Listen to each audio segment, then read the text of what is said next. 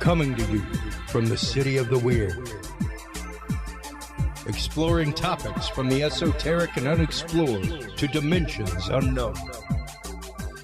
Shining a light of truth on the darkest corners of our reality. Welcome to the Curious Realm.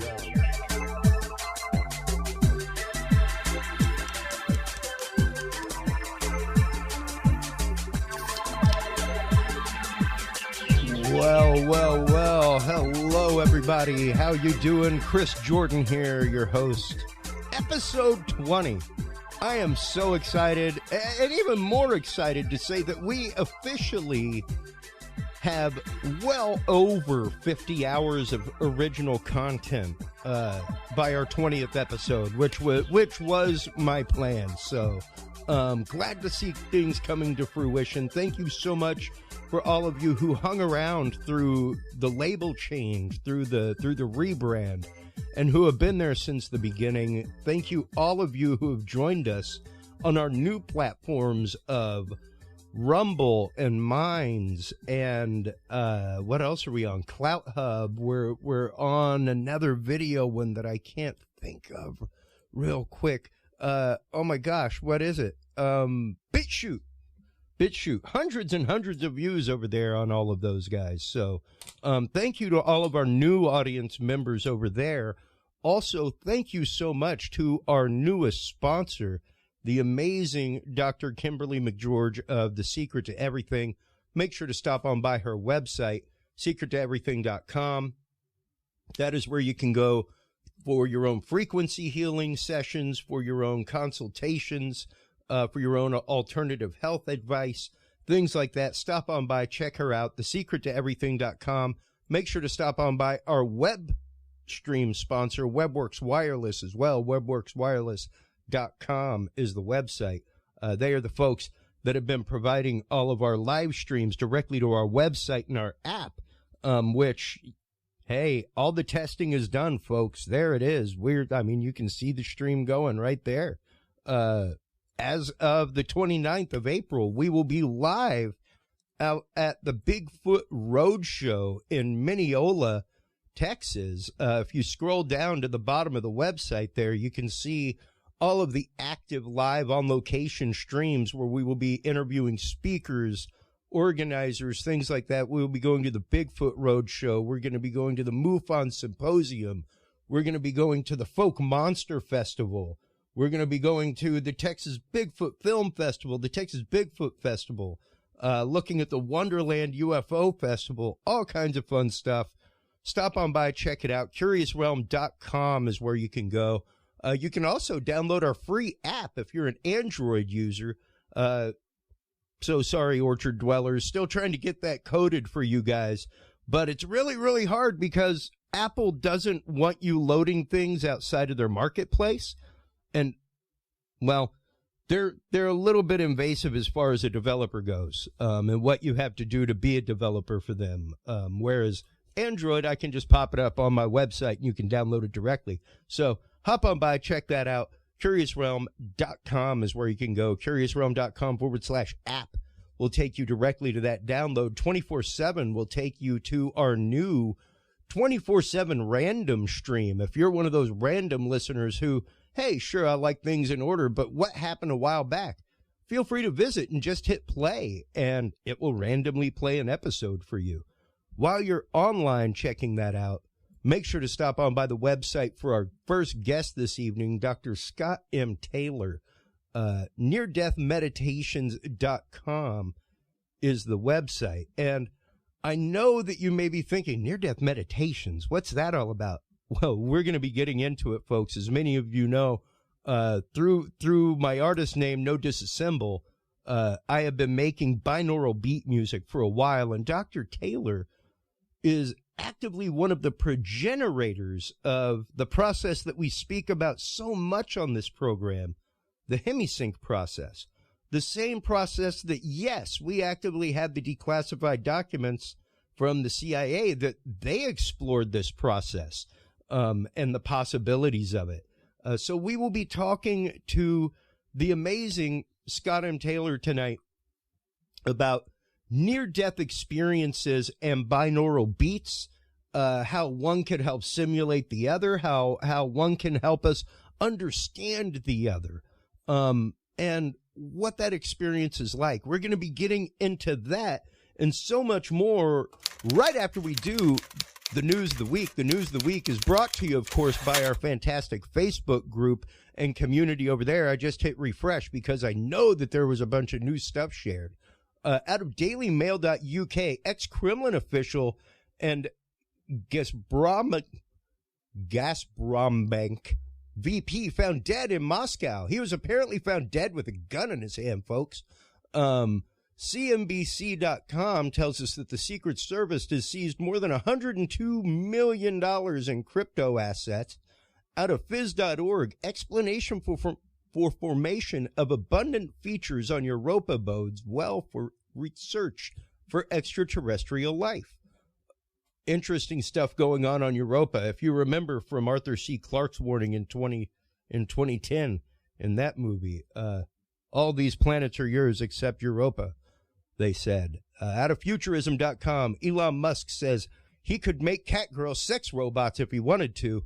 Out of Fox 5 New York, and right here in Austin, Texas, this is talking about hand-implanted microchips could be used for contactless payment.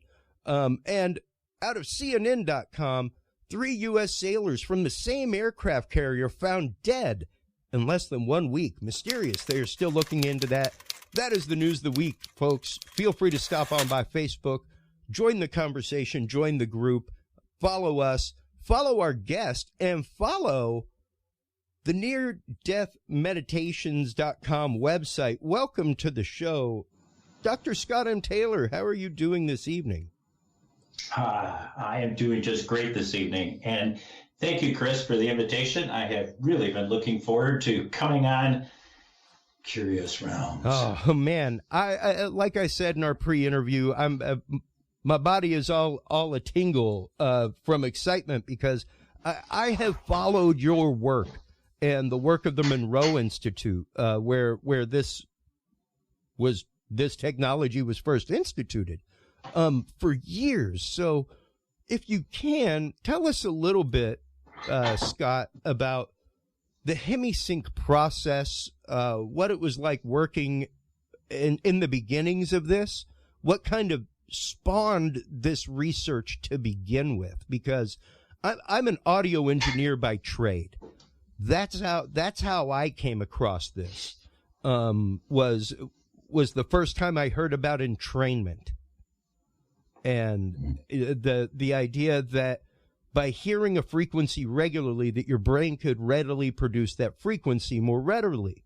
And granted, same way that you can go out and buy an ear training CD, and you'll hear 1K, and the more you hear it, the more your ears will pick up on it, and you'll be able to register in a room like, ooh, that speaker's ringing at 1K. I can hear it. Same exact principle, except your brain actively starts creating the same waves that you're giving it. So, let me jump in on please. That. So binaural beats are fascinating things. The Monroe Institute, Bob Monroe in particular, the founder of the Monroe Institute, was interested in a way of trying to figure out how to induce sleep and this hypnagogic state, because he knew that was really good for doing his explorations of out-of-body experiences. And he happened upon this old technology. It was discovered back in the late 1800s. And essentially what it is if you put a solid tone into one ear, say 100 hertz in your left ear, and you put 104 hertz into your right ear, the brain tries to equalize the two. Well, if you're wearing stereo headphones, it can't, because they're inherently different. Yes. What happens then is that the brain says, okay, I'm shooting 100 hertz to one side of the brain, 104 to the other side of the brain, and it's trying to equalize the two. It can't. So instead, what it does is it sets up a third tone on its own. So the brain generates a tone that is the difference between the two. So in this case, it would be 4 hertz. So you have 100 in the left, 104 in the right, and the brain starts to hear a third tone, which is 4. And then that magic word you were talking about comes in, entrainment. Yeah. So the brain then starts to resonate with that particular tone. And so it starts to vibrate both hemispheres, acting in unison, start to resonate at 4 hertz. Well, if that were indeed the 2 tones we were feeding to you this evening, what would happen is that you would go into a deep sleep, because 4 hertz is delta sleep. And by adjusting the difference between the two, you can enter into various states of consciousness. Now, that's the technology that came out of the 1880s. The brilliance of Bob Monroe was, what if we could layer these tones? And so we put in 100, 104, so that would be asleep. Your body's asleep. And then we put in 100 and 112. So all of a sudden now we have another tone, which is the vibration of 12, which is the vibration of alertness. And so now all of a sudden we have 2 tones coming into the brain. One says body asleep, the other one says mind awake. And now all of a sudden you have the basis for what the Monroe Institute calls Focus 10, which is mind awake, body asleep. It's that state of meditation, where you are relaxed and you are alert. And that's the state that Bob Monroe did most of his early work in, when he was exploring the outer body experience and how to do it, where to go, what kind of tools you need to navigate around in the non-physical universe. That was the foundation for everything. And then later he began to go, oh, what if we played and we changed the intervals this way? And what if we added a third, a fourth, a fifth layer, and essentially what happened is he experimented on everybody. This is the fun stories that can come out of Monroe, is when, Bob would go and he'd grab the postman or the UPS driver and say, come on, I need you to, lay down here for a second and tell me what happens. And he just captured all kinds of people. But what happened was that he discovered these states of consciousness that took you to different places, states of expanded awareness, that state of one-pointedness, that state that's connected with heart energy, that bridge state that is the bridge between the physical and the non-physical. And that bridge state is where it's really easy to meet our dead relatives and communicate with non-physical beings, because they're having to slow their vibration a little bit. We're speeding up ours, and that's a beautiful state to do it in. And there's the state of one of the things we call the park, which is that area of life between lives. Each one of these is a different vibration, and he discovered them by just sheer force of will and trying all different sorts of things. And then when the equipment got more sophisticated, he could reverse engineer things. And the famous thing is he started working with world-class healers to discover if there was a vibration that energy healers use. And sure enough, there is. And so he was able to determine what that was and then reverse engineer it to create that tone, so that people who are interested in doing healing work can do that and learn that frequency very quickly. It doesn't take years to learn. You can do it in an afternoon. Yeah. And it's interesting because some of the things that I know I've read are healing tones being pumped through burn wards. Oh, sure. And seeing an increased rate of healing. all kinds of things. And once again, I found binaural beats when I was about 19 years old. 19, 20 years old. I remember I was just old enough to enter a pawn shop in the state of Texas and buy something. And one of the That's an interesting correlation. One of the first, well, I remember because I had a long run of buying really great gear at pawn shops for insane prices. And my Voyager headset was one of them. And it was a little thing that you got at the Sharper Image. It was a little computer that you could had a keypad and you would dial in 019 and you'd look in the manual and 019 was like a beta wave program, and let's go through some beta waves and relax your body and have all the different benefits. And it came with a tape series that you could play at the same time.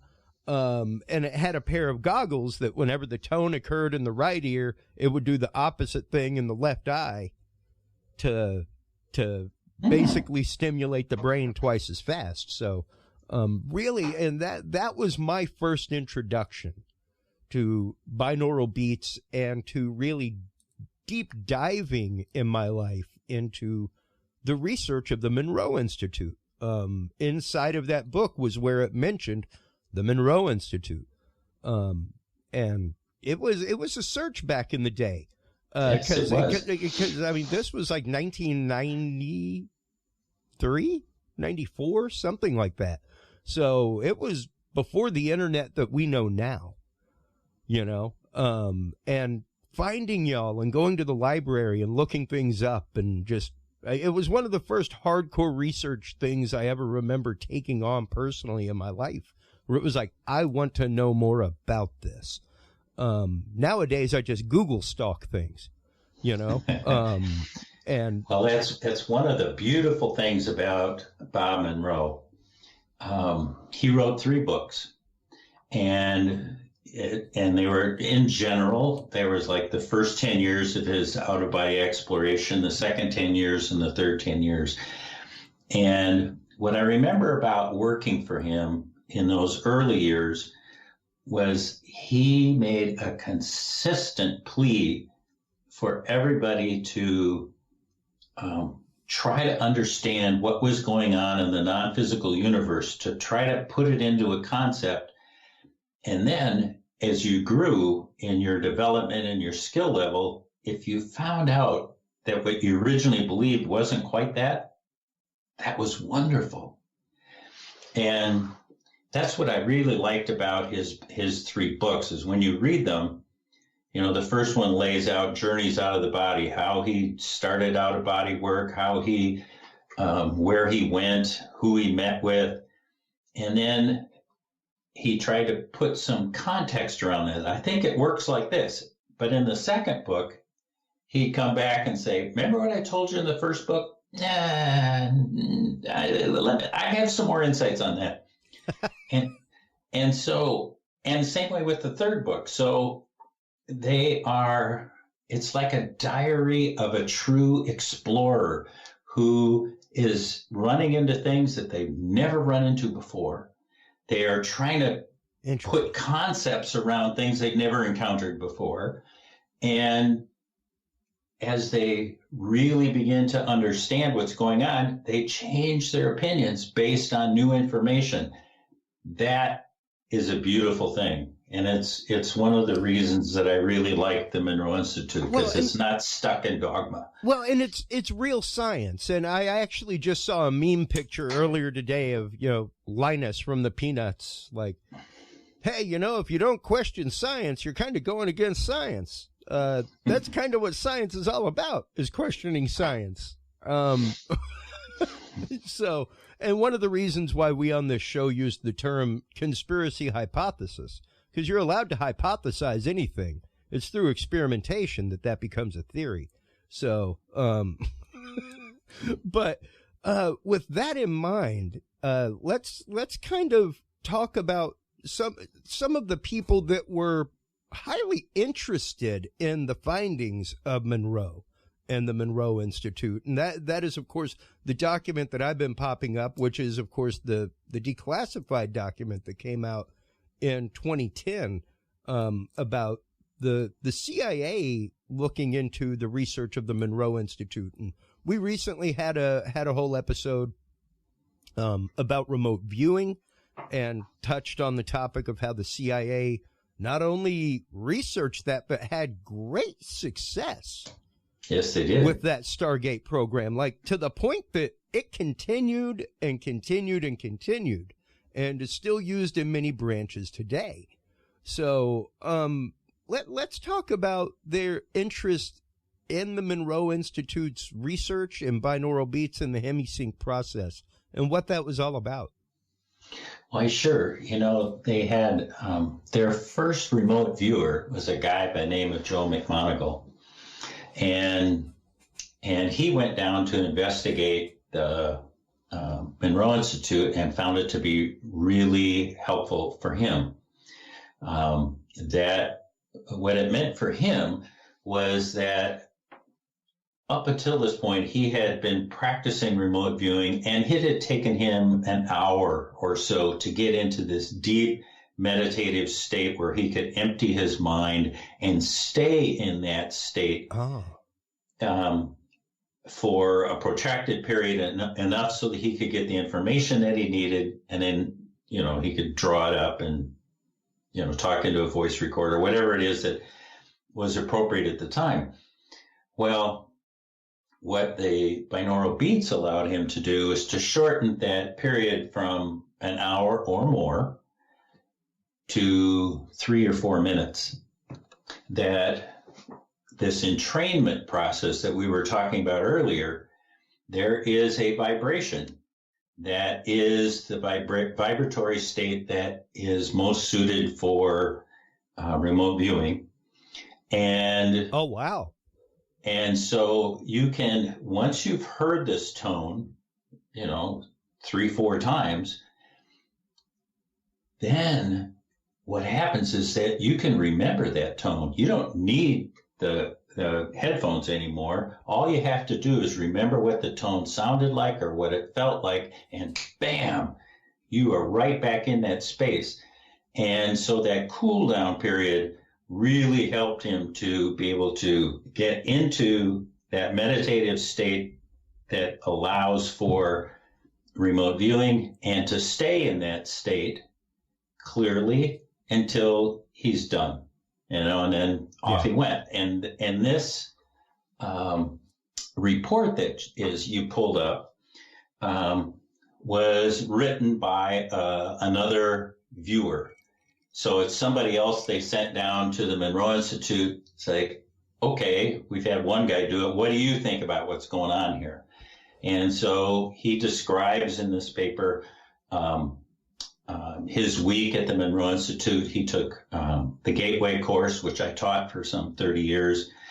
And he then goes on to hypothesize about why it works the way it does.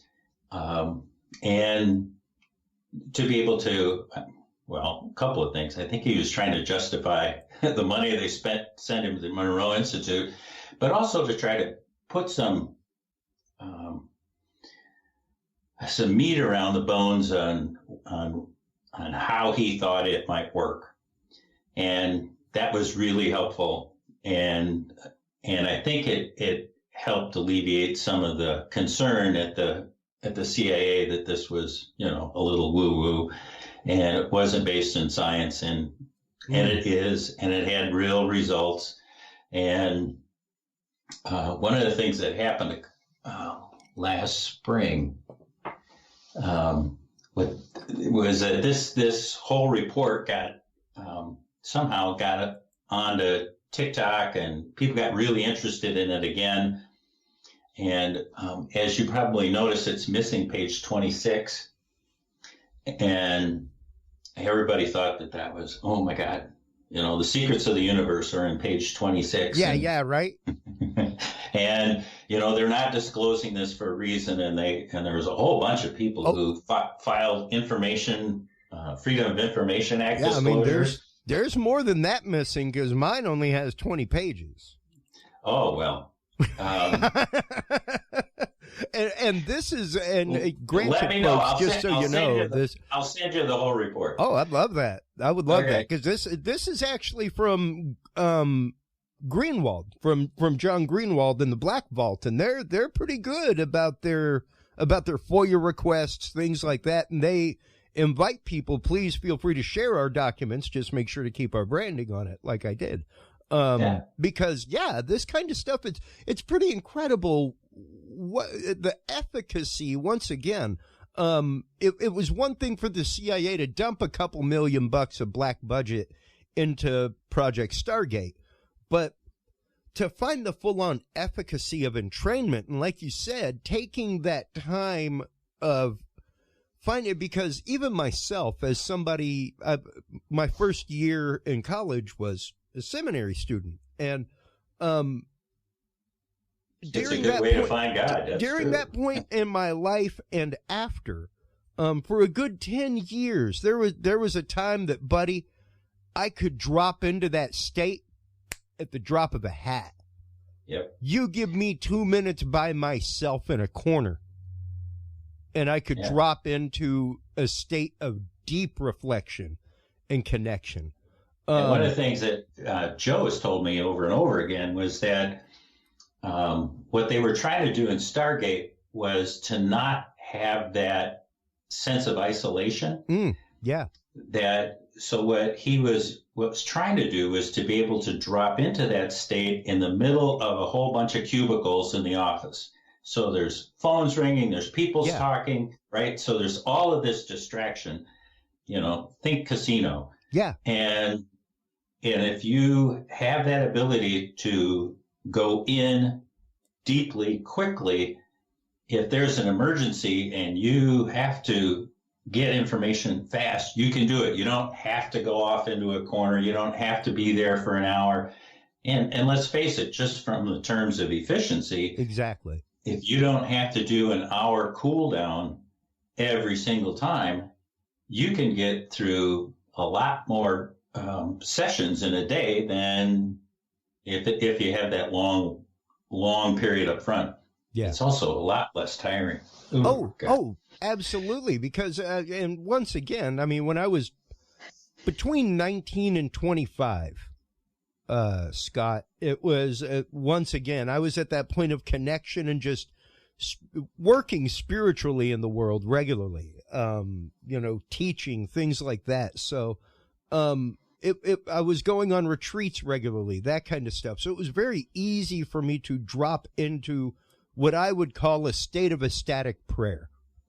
Where, lovely. I like that language. That's nice. Where literally I could drop out and just be at connection with one, with what I knew to be one, and be calm and be listening and just be receiving.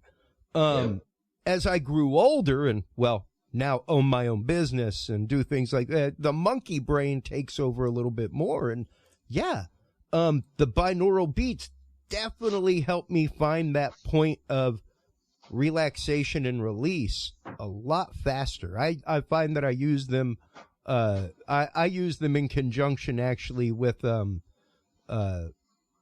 brainwave headband. I've got a Muse brainwave headband, to read my brain waves. And so one of the things that was really valuable for me and my family was my former spouse had fibromyalgia really badly.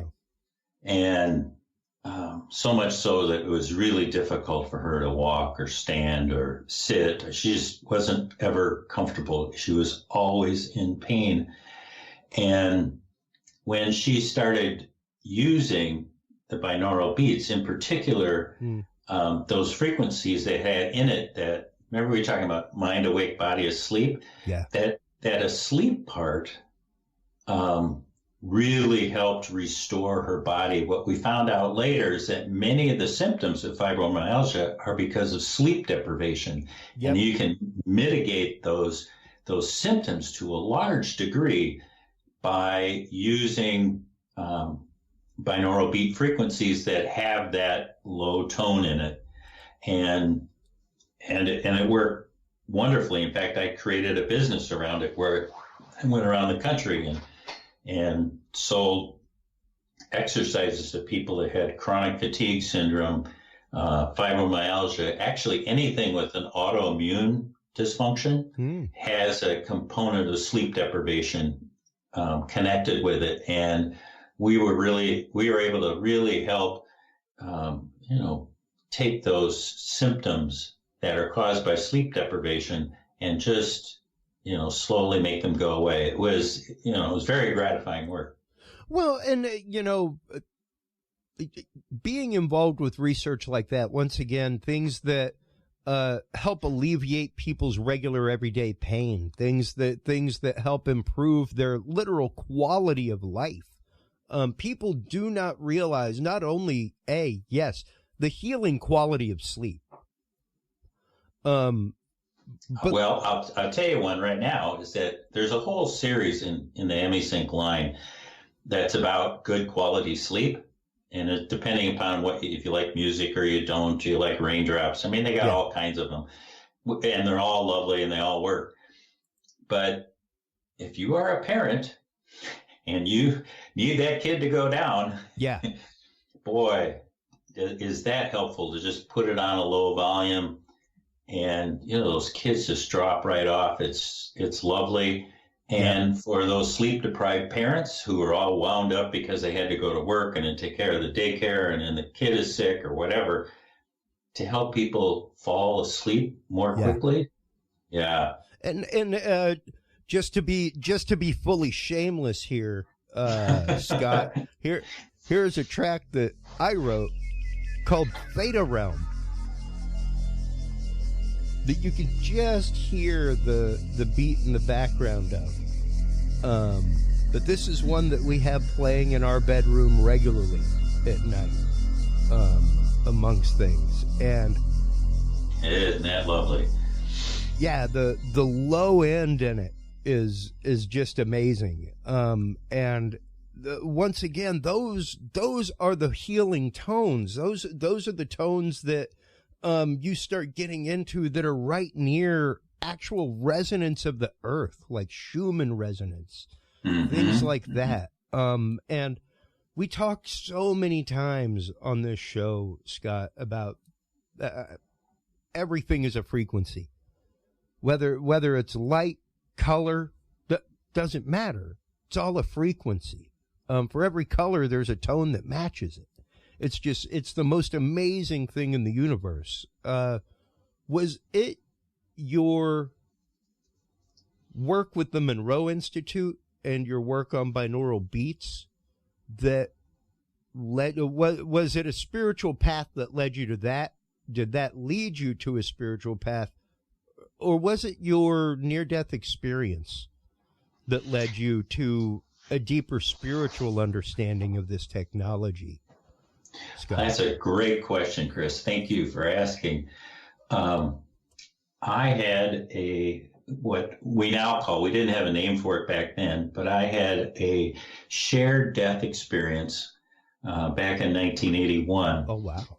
And they aren't very common.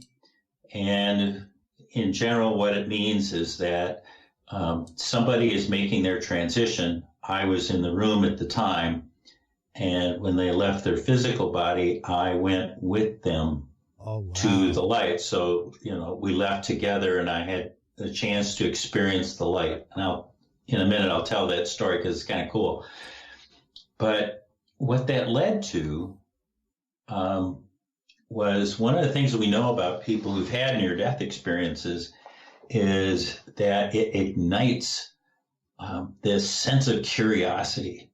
And for me, it was, if I can be in that light, if I have been in that light once, I know I can do it again. I just have to figure out how. And I mean, I went on a spiritual search like none other. I mean, I visited more cathedrals than you could shake a stick at. I went to Stonehenge and the Oracle of Delphi and the Grand Pyramids and the Sphinx and the minor pyramids, and I went to, Machu Picchu. I studied with shamans in both North and South America. I studied with the Emoto religion in Japan, on and on and on. What I was trying to do is to find that spark, some residual energy that would help propel me into this space. And then I ran into a person at the turnstile of LaGuardia Airport, actually, where we were getting our bags. And they introduced me to the Monroe Institute, and I took a course there, and it was through the use of binaural beats that I was able to then go into that space. I was able to touch base again with those relatives and those loved ones that I had missed and, had died before. And I was able to contact them and establish a relationship and communication again. So it was the spiritual search that led me to Monroe. And then it was the discovery of how binaural beats can help you enter into the non-physical universe, hold you there long enough so that you can learn the tools and techniques for navigating in that space. Man, they aren't hard, but you need a little bit of time to kind of butts around.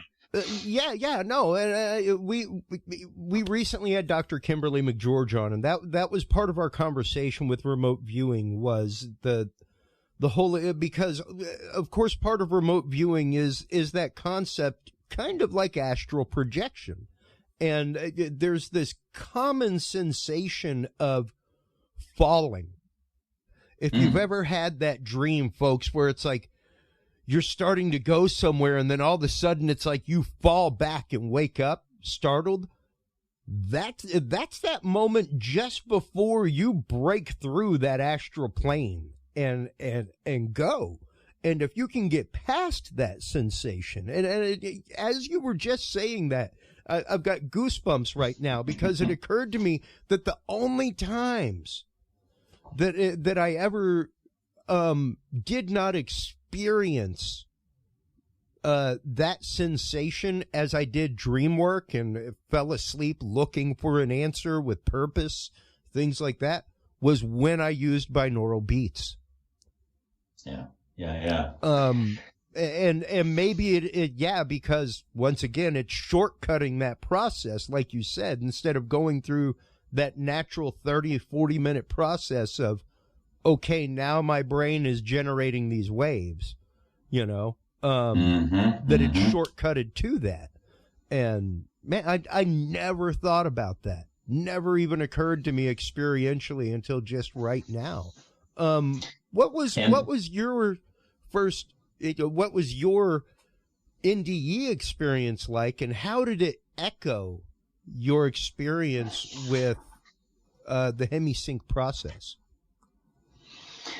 Well, thank you for asking, because this is a tender story for me. I was in love with a woman. Her name was Mary Frances, and she and her son Nolan had been out sailing. And on their way home, they were in this horrific car accident, and Mary Fran was killed outright. And her son Nolan, who just turned 7, had this mortal head injury. Oh my God. And so both Mary Fran and Nolan were transported. This happened in southern Minnesota. They were immediately taken to Mayo in Rochester, Minnesota, and they received, terrific care. And it took Nolan about 6 days to make his transition. And in that 6 days, the family had time to gather. Mary Fran was one of 9 kids. And so, there were boyfriends and girlfriends and spouses and cousins and nephews and grandma and grandpas. I mean, it was just this amazing collection of people that came to support Nolan. He was the eldest grandchild. And we each took 2-hour shifts. And on the morning, the sixth morning, I had the shift from 3 a.m. to 5 a.m. with Mary Fran's eldest sister, Jannie. And he was in a coma, but, you know, one of the things we know about people in coma is very often their hearing still works. Yeah, they are still present. They are still present. So we read stories to him. We told him what was going on with all of his relatives. There were some really funny stories about his uncles and aunts sneaking around Mayo and stealing the cushions off his sofas so they could, you know, sleep on the floor of the waiting room, and you know, just things to keep him present. Yeah. Well, it gets to be about 4:45 in the morning, and Jannie signals to me, and she looks at the chart at the bottom of his bed, and she looks at all the monitors. And she was a trauma nurse, so she knew where this was going, and she signaled to me and said, "Scott, it's time. We need to say goodbye." So we sat next to Nolan's head, and we told him that we loved him and that he had been fighting so hard, and he had been such a brave boy for all of the effort he was trying to put into staying with his family. But if his mother should come to pick him up, now remember, she died 6 days before. If his mother should come and pick him up, it was okay for Nolan to go with Mary Fran, that we would miss him terribly, but that would be the right thing to do.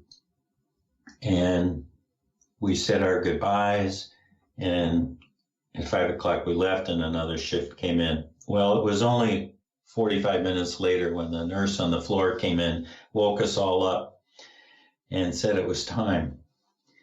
And we filed into the room, and as it just happens, I was at the end of the pack, so when I walked into the room, it was already 4 or 5 deep around the hospital bed. And so I wound up sitting on a windowsill next to Mary Fran's youngest brother, Willie.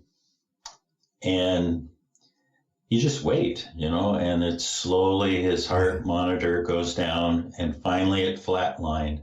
And when it did, what I witnessed, what I experienced was Mary Fran coming across the veil. She went to Nolan's and she scooped him up out of his physical body. And they had this exquisite reunion, just remarkable. That is beautiful. And somehow I got to be part of that. I got to feel what that was like as a mother reunites with her child. And then, completely to my surprise, the two of them turned to me and they embraced me, and the three of us went to the light. And once I was in the light with them, to say it was joyous, it was ecstasy, it was reuniting with the one of the universe. I mean, it's just so hard to describe, but it was anything. There's just beyond description how much love and compassion there is for the connection to the universe, but in particular, the connection between the three of us. And we had a chance for us then to communicate, not in words, but outside of words, our affection for each other. We had a chance to say our goodbyes and then just be in that space for a while. And then at some point it was like we were done and it was complete. And the two of them turned and went further into the light, and I came back to my physical body. Well, that's only part A of the story. Part B of the story is that when I was in the light with Mary Fran and Nolan, I was also physically fully present in my body, sitting on the windowsill. We have a word for that now. It's called bilocation. I had two separate, fully functioning consciousnesses, and I know this because I realized how inappropriate I was for the room, because I am sitting there in this windowsill, and it's like the love of the universe is trying to break out through me. And my face is just filled with this radiance of joy and love. And if anybody had looked at me, they would have misunderstood. Yeah. Yeah. And so I did the only thing I could think of, Chris, and that was to cover my face with my hands and just remain in that pose so that no one could see, just how wonderful this space was. And then when I came back to my physical body and had a chance to reunite my two consciousnesses, I could bring my hands down and I could be fully present in the room for the other grieving relatives that were there. And, we had a chance to say our goodbyes to Nolan's body and to each other as we, drifted off and went home again. So that experience, propelled me into a world that I didn't know existed. I grew up in southern Minnesota, and small town Presbyterian church, and let's just say having two consciousnesses isn't in the lexicon of the Presbyterian church. It's not an option. And, you just don't talk about that kind of stuff. No, well, and it's interesting because my audience knows, Scott, that what led me to my experience in the seminary was what I consider to be an ecstatic, present experience where I was fully present with the universe, with the light. Like it was literally, and the only way I can explain it to people was I didn't hear a voice. I felt a presence, a vibration, and I felt a warmth pass through me, and an ever presence of that warmth around me during my ecstatic experience that led me to explore the option. I had the same thing. I did seminary. That was part of my part of my search too. I think part of my problem with the seminary was when I got there and told some people about that. Yeah, like they looked at me like I was crazy. And I expected, I guess, more people there to be enlightened as to such a thing. So it became something that I hid for a long, long time, and something that I just didn't tell people about to that extent. And, me too. It was 15 years. Yeah. And once again, like you said, to be present in that moment in both locations, looking back on it now, was it the fact that you were in tune and were already in tune because of your research? Like you were more readily in tune to that experience to begin with, to just the frequency of that experience? I hadn't done my research yet. This was what started it all. And what we now know, and what I now know about shared death experiences as opposed to near-death experiences, because I had a shared experience with Nolan as he was going to the light, and Mary Fran took me. What we know about those now is that anybody can have these experiences, but there's a couple prerequisites. One of which is that there is a true heart connection between the person making their transition. In this case, it was Nolan. Between Nolan and me, or Mary Fran and me. So a heart connection is important. And that the experiencer, needed to be receptive and open. And I was that way because, when you're waiting for somebody to die, there's not a lot to do. No. You're just sitting there watching, and you kind of go into a meditative state just by waiting and being with everybody. And And the last part is, and I think this is really interesting, is that the invitation comes from the person making the transition. So the invitation came from Nolan, it came from Mary Fran for me to join them. I don't know of it yet, of a case where it's the other way around. So Mary Fran and Nolan invited me into that process. And William Peters, who's the reigning expert on this, just released a book called At Heaven's Door, where he describes all this. He talks about how if you have an agreement ahead of time, that's enough to remind the person making the transition to reach back and pull you. So it's all of those help in that. It's interesting that you say that you were invited to experience because of your heart connection to both of those individuals and her welcoming him. His departure to her, she knew, meant just as much to you. Yes. And you know, it's interesting because the one thing that I taught teenagers for years after that was to listen to the tug behind your belly button. Oh yeah. That's the closest thing you can get to what I experienced, is that feeling where you walk in somewhere and something just resonates through you and you go, I need to not be here right now. Like, or I need to be right here. Or this is where I need to be. Why? And you go exploring.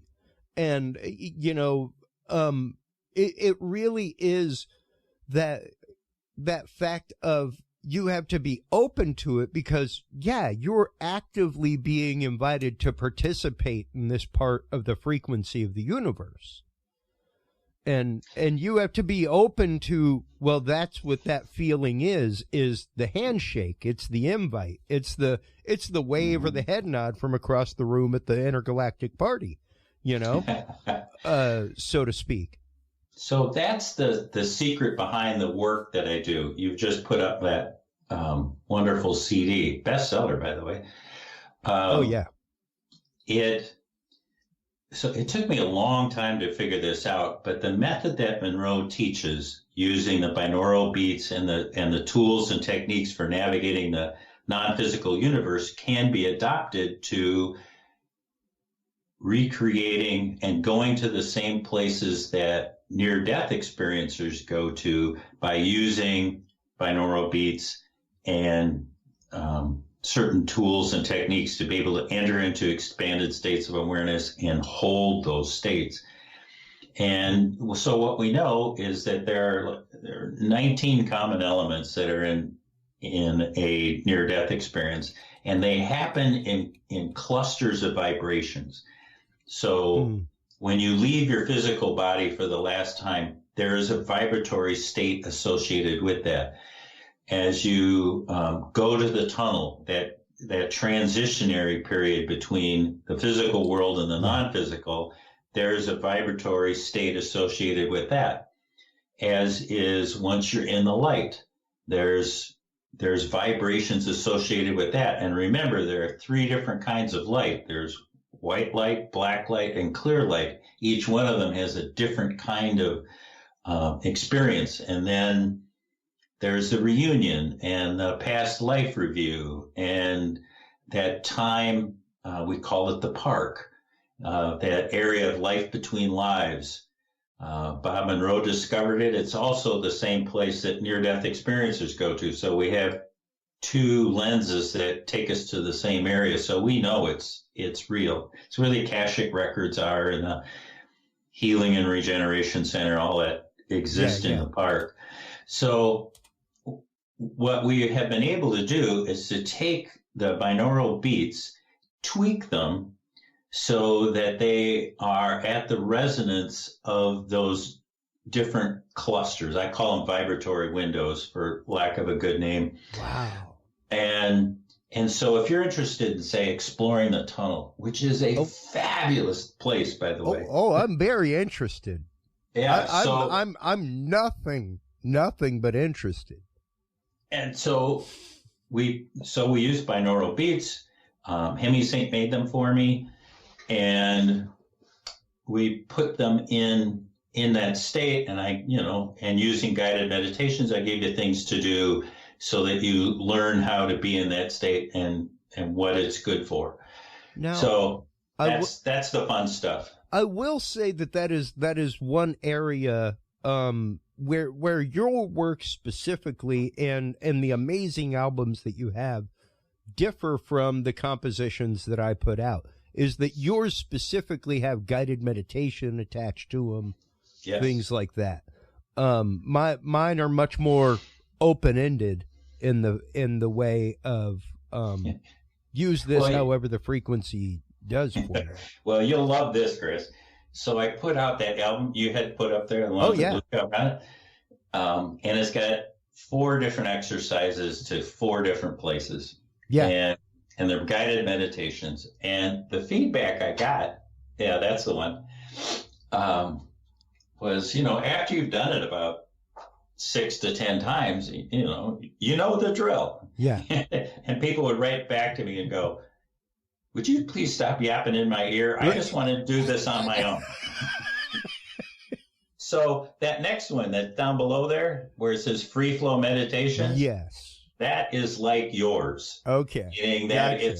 It's mostly an open period where you just have the binaural beats because you know what you're going, you know what you want to do, and you're open to experiences beyond what I've described for you in the guided meditations. Yeah. And so it's kind of a progression. If I was smart, I would have put those in at the beginning, but, you get smarter later. So I had to create a whole nother album just to give people that, so they didn't have to listen to me all the time. Well, but the thing is, though, is there is something to the guided meditation.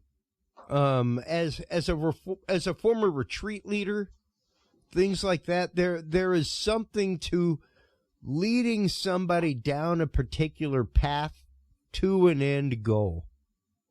And there are definitely some people that, and we use the fraction 80-20 on this show regularly, Scott, where it's like, whether it's 20% of the people who took part in the American Revolution and 80% that were like, oh my God, you're a crazy person, or, there's probably a good 80-20 to 70-30 that, much the same way that it's either religion or spirituality, that it's either guided meditation or freeform meditation, and just give me the music, So yeah. I don't blame you for actively putting out guided meditation, things like that. That is something that is on a skill level and on a use case level totally separate and different. Yes, it is. And it really helps to have a guide. It shortens the learning curve by just tremendously.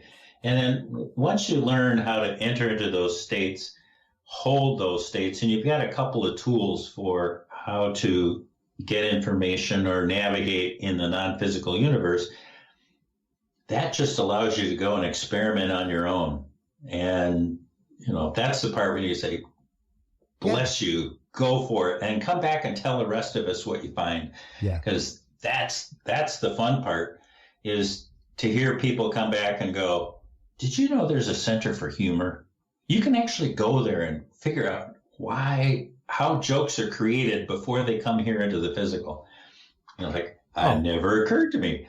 And look at that. You got this in English, Spanish, Japanese, Italian. And I'm telling you, folks, the work that you have done here, Scott, to put all of this together, once again, I have followed when Michelle came to me. It was like, I was like, oh my God, are you serious? Like, was like, Scott Taylor? Wow. Like, yeah, I want to interview Scott Taylor.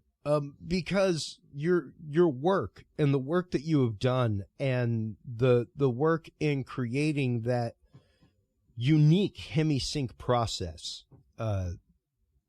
so amazing, so groundbreaking, so beautiful.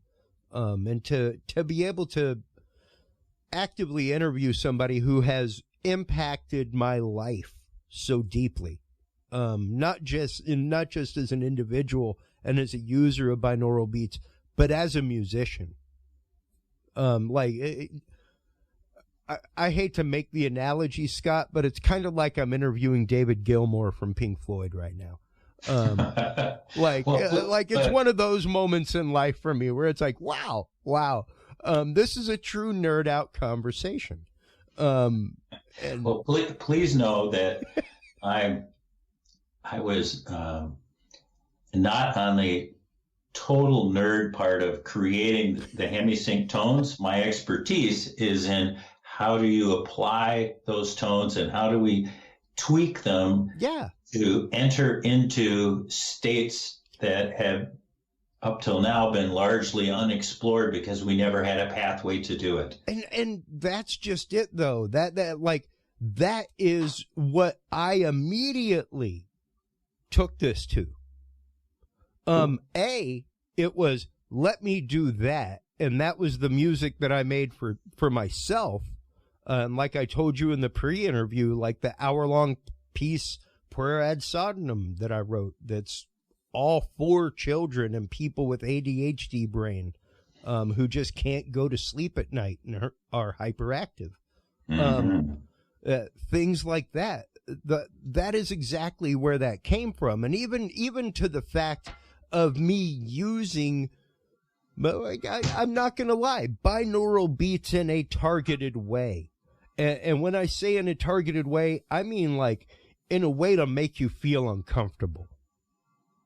In some of my avant-garde music, things like that. I would put tones and beats underneath things that were specifically made to make you feel very uncomfortable and uneasy while you listen to that piece of music, to give you a very visceral experience to listening. So even artistically, to use binaural beats in that way. Well, I am of the opinion that even though binaural beats, I mean, the way Hemi-Sync has done them, that's been around since the late 60s. And yet, I think that we're, just on the beginning of what it is and how it was used. I mean, the tones that were created back then are still used today. Yeah. But, there's Hemi-Sync 2.0, 3.0, 4.0. There's some real refinement as we discover different states of being that people can explore, soul clusters and what's beyond this realm here, the physical universe. And plus there's, all that other cool stuff besides out of body and remote viewing that, you can learn this stuff. I mean, you read it in the books and you go, wow, that'd be so cool. Well, go take the class. So can I do my commercial here? Oh, God, yes. No, I was just about to say, I know that we are at our end of the hour with you. Number one, I want to have you on again and again and again and again in pre-recorded conversations where we can go longer than an hour. But please, yes, it is time for shameless self-promotion. Let everybody know where they can go to find your research, where they can go to keep up, where they can go to take workshops with you, where they can go to get Hemi-Sync treatment. Yeah. So neardeathmeditations.com is my website, and thank you for showing that up on the screen. I appreciate it.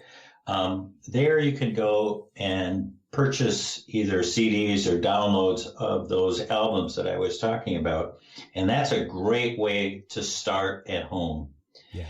But if you're really serious about doing this work, there's nothing better than taking a 5.5-day course.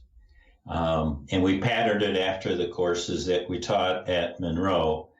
And the benefit of it is that you're with another group of people. We max out at 25. That's as much as we take. And that ability to do the same exercise at the same time with people who want the same kind of results as you do, that group energy is remarkable, just remarkable. And whether you do it in Zoom or whether we do it in person, it doesn't make any difference whatsoever. In fact, Zoom actually is has a hair more efficacy. It's a little bit easier when you're remote. And yeah, it doesn't make any difference if you're in Switzerland and Hawaii and Australia. The first time I ran the course, we had people from 6 continents, which was unbelievable. It was wonderful. And if I'd been any smarter, I would have called up the weather station in Antarctica and given away a free one so I could say we did it in 7. But, that would not be a bad idea. Would be to contact like the Antarctic research team, even to contact people like the International Space Station. Oh wow! Wouldn't that be fun? Give them the experience while they're in space, and see what the results are in zero gravity.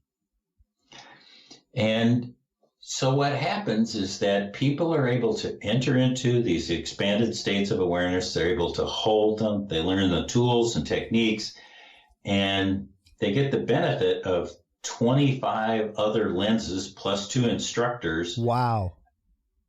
So when you're exploring the tunnel, for instance, somebody will come back and say, I noticed that there was a branch off this tunnel. Anybody else see a branch?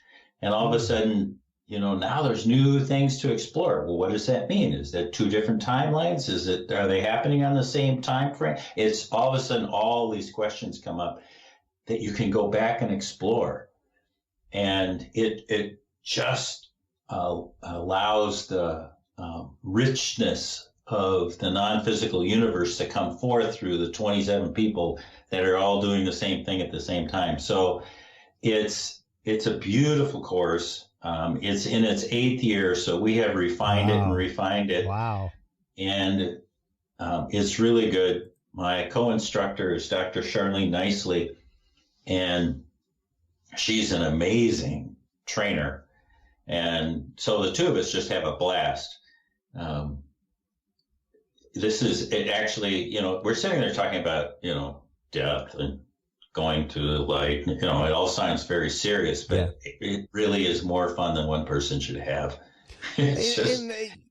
Even my own personal experiences outside of any guided experiences like this by somebody like you, Scott, who once again have spent the better part of your life now researching this technology, applying this technology, and once again getting your literal doctorate in the applications of technology like this.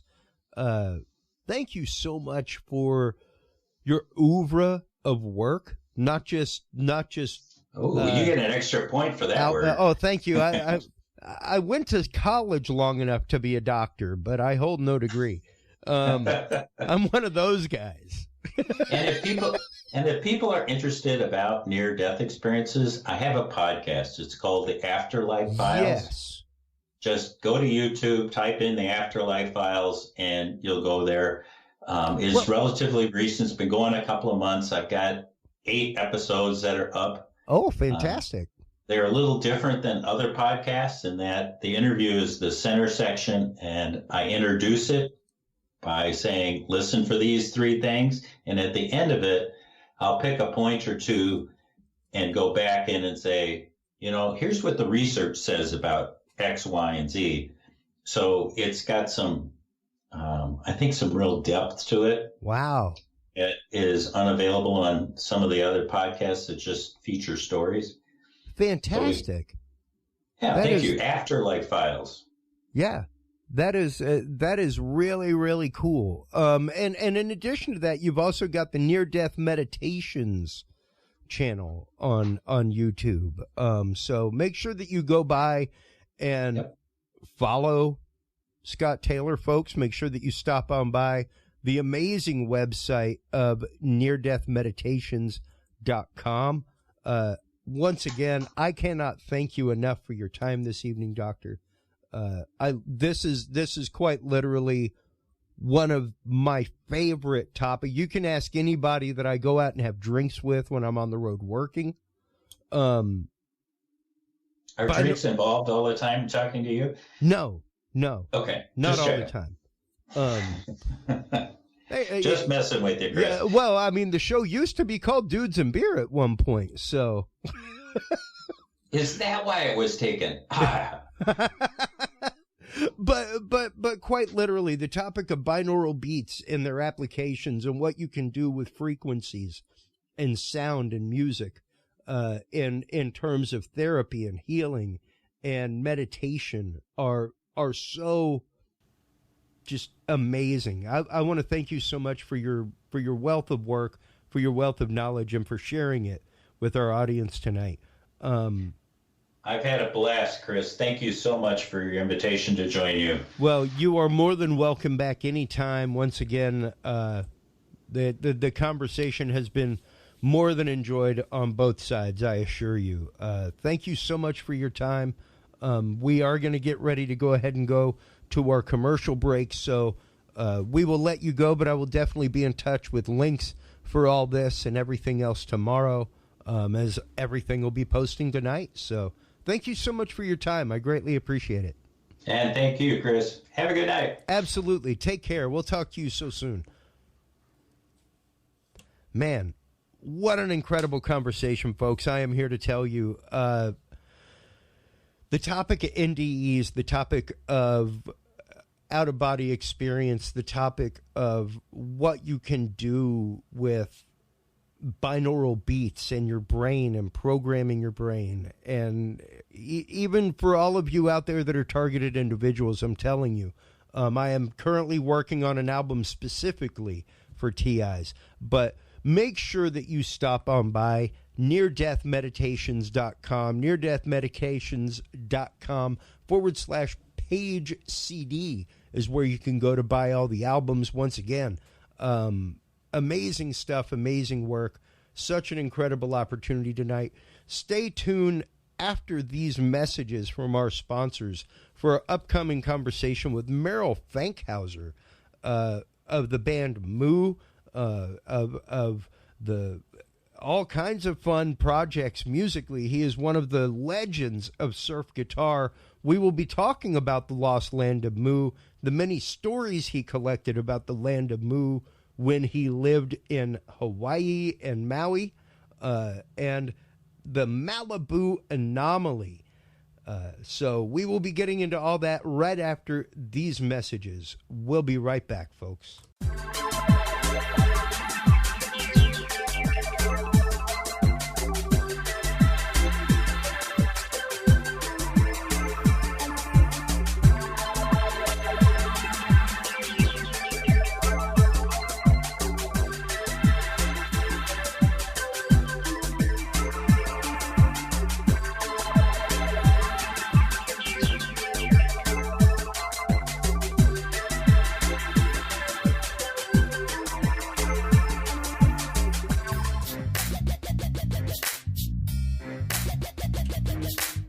With the rise in attention to the health benefits of cannabis and cannabinoids, including CBD, True Hemp Science has become one of the premier providers of full-spectrum CBD and CBD-related products.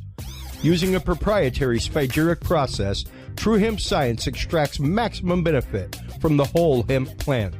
Buds, leaves, stems, seeds, even roots. Every part of the plant is used and then reused to formulate a rich, complex profile of CBD, CBD derivatives, and terpenes guaranteed to provide the relief and benefits you need daily. Visit TrueHempScience.com to experience the best CBD oils, edibles, and topicals on the market today. And use code CURIOUS7 to save 7% off your entire purchase of $50 or more and get 2 25 milligram CBD cookies or brownies free. That website again is TrueHempScience.com and the code is CURIOUS7.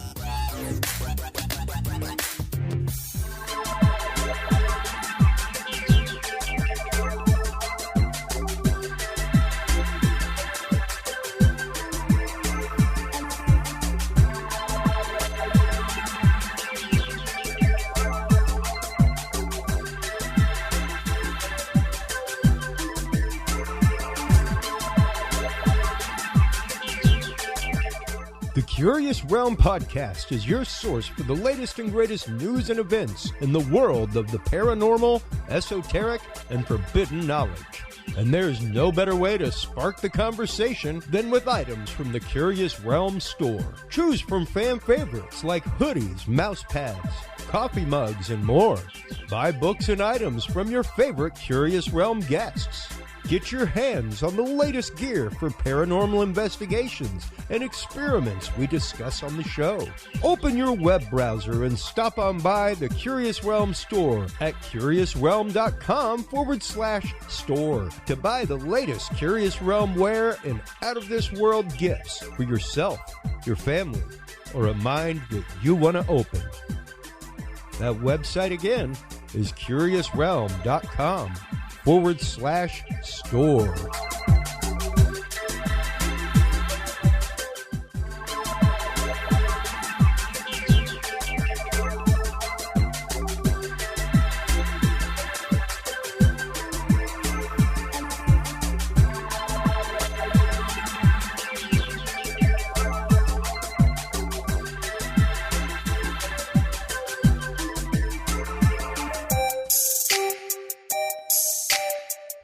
Have you considered starting a podcast?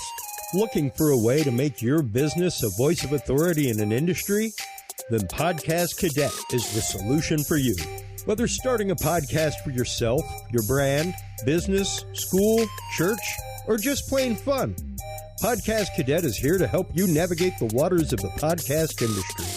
Specializing in one-on-one consultation and training with industry professionals in fields ranging from podcast technology and editing to distribution, monetization, and even social media strategies. Podcast Cadet tailors their services to the specific needs of you and your podcast. Do you already have a podcast and trying to find ways to engage and grow your audience?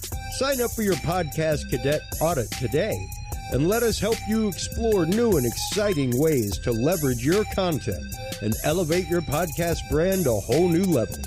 From consultational workshops to affordable podcast production and maintenance packages, Podcast Cadet is your one-stop shop for everything podcast related on the internet.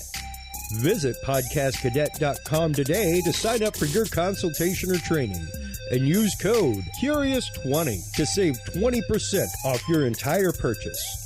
That website again is podcastcadet.com. And we are back, everybody. Thank you so much to all of our fantastic sponsors out there, especially the amazing WebWorks Wireless. Their website is up. It's going. Feel free to contact them, folks. This is amazing stuff. True high-speed, unlimited data. I'm here to tell you it's unlimited. Curious Realm is live streamed to our website every week with this in 720p. I smooth put up 20 to 30 gigs of content every month with this exact system traveling across the country. It works. It's great. Stop on by, check it out. webworkswireless.com is the website. In addition to that, welcome to our new sponsor, The Secret of Everything, the amazing Dr. Kimberly McGeorge, who is a regular guest on the show.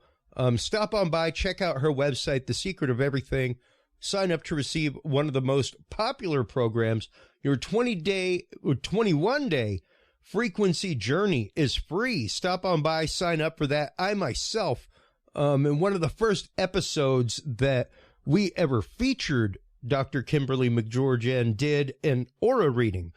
And it was quite literally, I sent her a picture of myself, and she put it through her oral photography equipment, sent it back to me, and did an analysis that was probably hands down, like it would have had to have been a pretty sincere cold read to get things like, you're incredibly into crystals. Either that or you went and did a crazy amount of background research on me, deep diving into friends and stuff like that. But the information that she shared with me about my life, about my health, about everything that I am and that I love doing just from a simple picture was amazing. So stop by and check her out. TheSecretOfEverything.com is the website. Dr. Kimberly McGeorge, our guest in this segment. I am so happy to be featuring him. Merrell Fankhauser is a guitarist from bands like The Impacts, Merrell and the Exiles, one of my favorites of all time, Moo, as well as the Fankhauser Cassidy Band.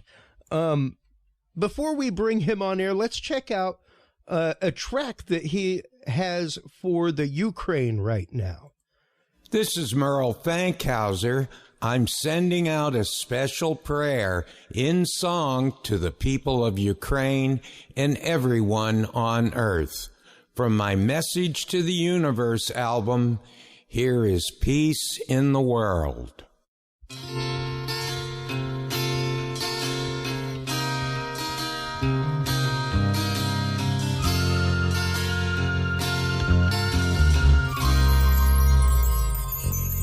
Now the days seem so long that I don't really think it's worth the waiting,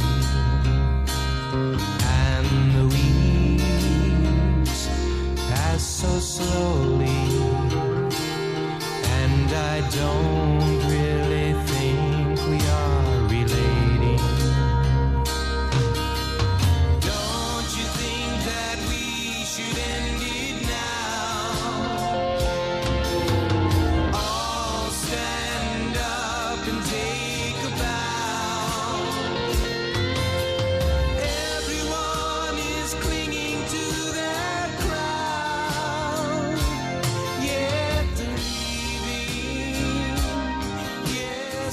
Welcome to the program. Merrell Fankhauser, how are you today? I'm doing very good, Chris. Nice to talk to you. Hey, I've got to turn it up for that guitar solo real quick. Hold on. 'Cause that's just amazing. Man, like I was saying in our pre-interview conversation, Merrell, I found you early in my career as an audio engineer when I mixed basically jam bands 2-3 nights a week. And I was rapidly getting into things like Quicksilver Messenger Service and Traffic and stuff like that. And one of the keyboardists was like, "You need to check out Moo." And I was like, "You mean like the legend of Moo? Like Lemuria and Moo? Like, I'm down with that, you know, okay." And he's like, "Just go look at the band Moo. Go check them out." And he let me borrow a vinyl. And man, that was Band from the Lost Continent. And that to this day is one of my favorite, just amazing albums of composition that really takes you on a journey sonically. So that was the first vinyl release from 1971 that had the picture of the band on the front, and the back had a big Moo symbol. Yes. That's the copy? Yes. Oh, yeah. Yeah, it first came out on RTV Era Records from Beverly Hills, and that was in 71. Then in 1974, it got issued on vinyl again on United Artists Records in London, and it took off in Europe and Japan and just everywhere. We were amazed, and by that time we were living on the island of Maui. We had moved from California to Maui in 1973.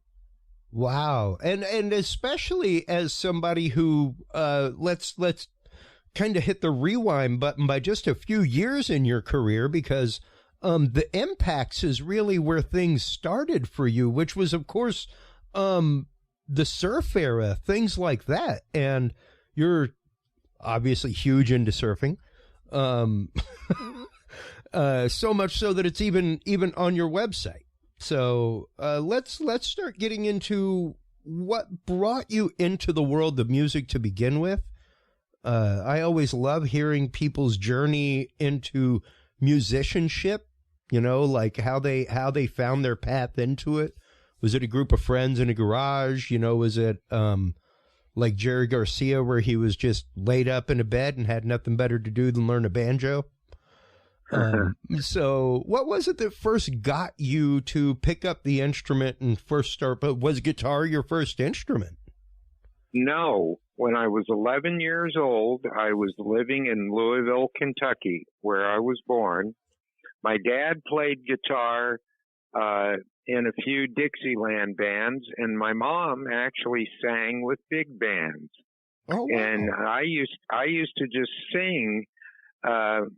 They have a recording of me at 3 years old singing Zippity Doo-Dah that they recorded on one of those record cutting machines in a department store. Nice. So he showed me these chords on the ukulele, and then we moved to California. He was a flight instructor, and he was tired. We were all tired of living in the snow and the cold. And he said, we're moving to California. And I loved that. So I got my first guitar around, latter part of 13 years old. And he started showing me chords on that. And right away, I just started writing songs. And then I got a gig cleaning up after the Saturday matinee at a theater here in California, where I live on the Central Coast. And there was nobody in the auditorium at that time. And I pulled out my guitar and started playing and singing. And the manager heard me and he said, hey, you've got a good voice. And then he offered me to play 3 tunes in between the 2 movies every Saturday. Cool. And he gave me $12 for that. And I said, do I still get the $40 a week for cleanup? And he said, oh, yeah. So that became a big hit. And some students at the local high school heard me, and they were musicians. And we formed the band, The Impacts, and played at high school things and little get-togethers.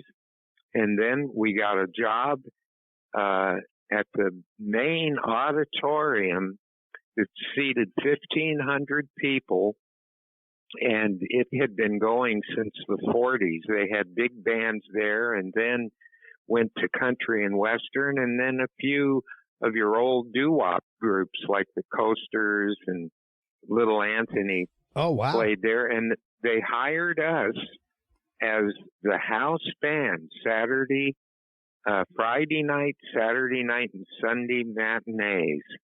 And we were discovered there by some producers, and they took us down to L.A., and in one day we recorded a whole album because I had been surfing. The ballroom was just a stone's throw from the beach, and the term instrumental surf hadn't really been coined yet, Chris.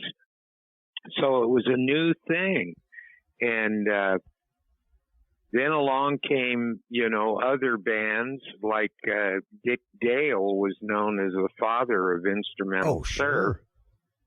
And we recorded this whole album in one day, and they couldn't believe it. They said only jazz bands can record a whole album. Well, I'd been writing these songs and putting surfing terms to them, and we'd been trying them out at the ballroom, and the kids loved it.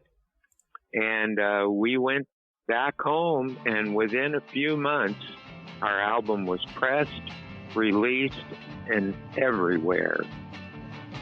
And here it is, actually.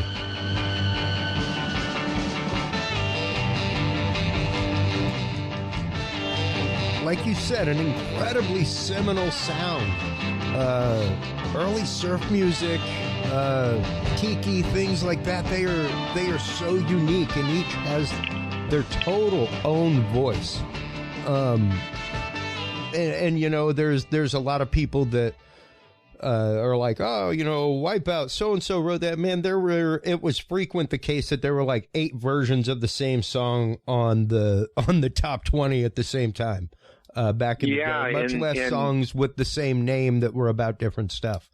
The 2 producers that recorded us, we did the first version, and they copyrighted it and put it in their publishing. We knew nothing about copywriting. Oh yeah, or any of that.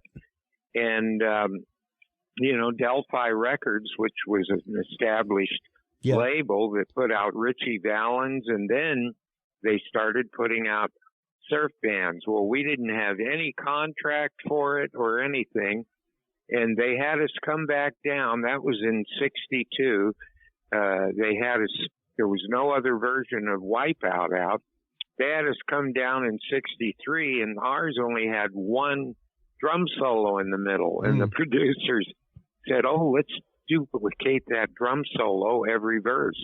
And we looked at each other and thought, that's dumb, you know, not knowing.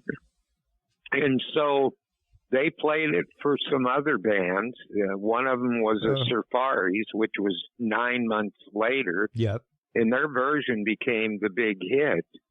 And our album did go on after years to sell 1 million copies. But Safaris and even the Beach Boys did a version of it. So...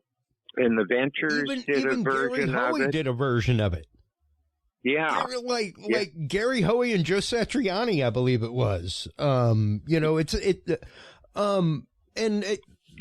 would be a question for you right now is what has it been like for you over the course of a career to see music like what you created in the Impacts influence so many other styles of music, from rockabilly to you know even a lot of the psychedelia of the later 60s, early 70s, and even on into movies like Pulp Fiction and stuff like that now, and the rebirth of surf the music, interesting like thing that. Chris, the interesting thing is that the Safaris actually covered one of our other songs, Blue Surf, and Steel Pier.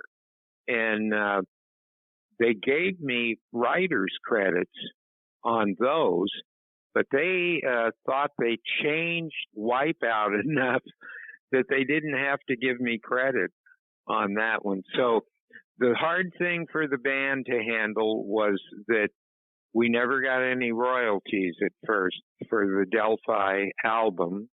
And then all of these bands were covering our song, and some giving us credit and some not. And, oh gosh, several years afterwards, I went down and had a meeting with Bob Keane, the president of the record company, Delphi, and told him this just wasn't right, and our fathers wanted to get an attorney, you know, and because we weren't getting any royalties. And he told us at that time that he had given the 2 producers, Hilder and Knowles, $28,000, which was a lot of money in the mid-'60s. You could have bought a nice house for that. So when I went down and told him what was going to happen, all of a sudden we started getting the royalty checks. And it wasn't really till '94 that we got some decent money out of it.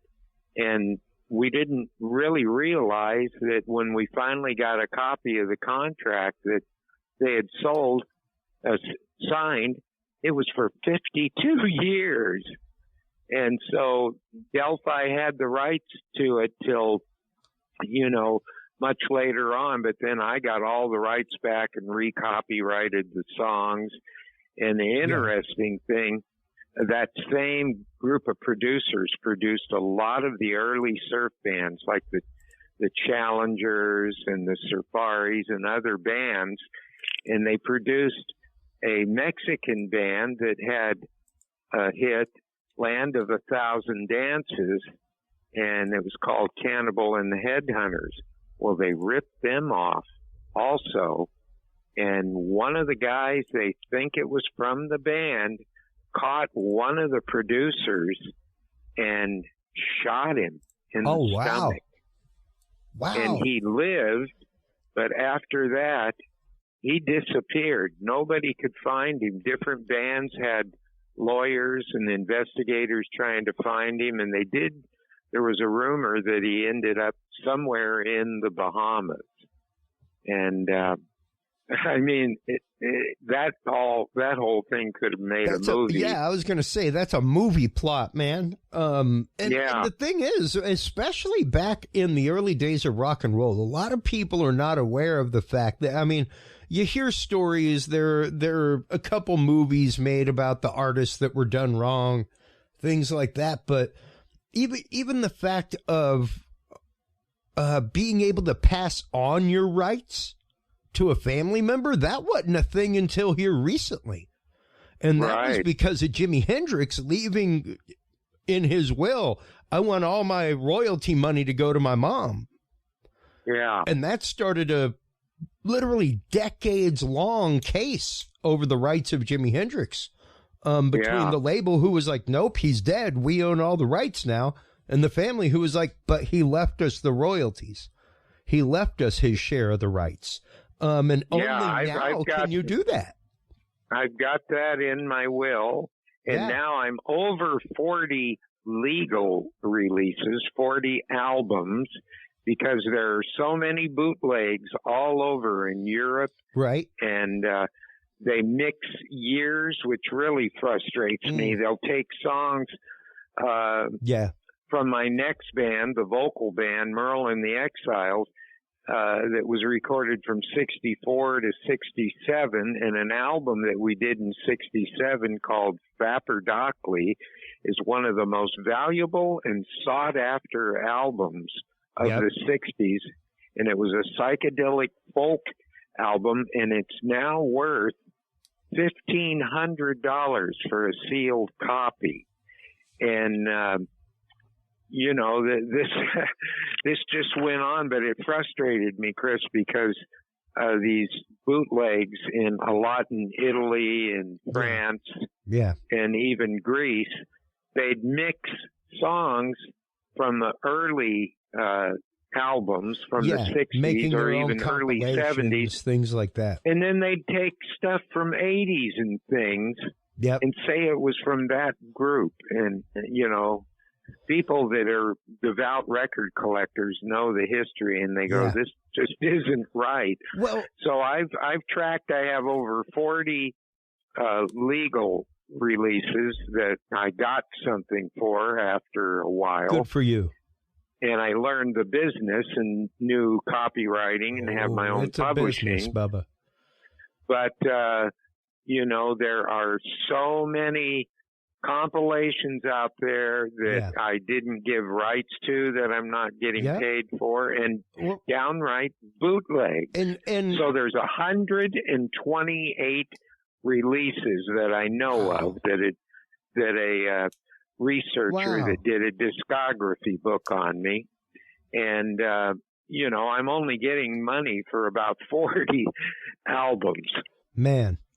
And you know, once again, that goes right back to why if you go out nowadays and buy like a soul review album or like a Motown review album, sometimes, like quite a bit of the time, if it's a modern produced one, you'll hear the remakes of it featuring the people because, well, they're allowed to remake it. Yeah. And once they remake it, they can now negotiate royalties for it. But if they're using the original track that was recorded in like 1958 at Motown Studios, Nope, they don't get dime one from the replay of that. See, I went around to all the labels I was on when I got smart. I made sure when I signed something over to a label, I got the contract. There was nobody in between, and it was for a certain amount of years. And the master tapes came back to me. Yep. And some of them, like my HMS Bounty album from 1968, I had to go physically buy the rights back to that. Wow. Because another publisher was involved.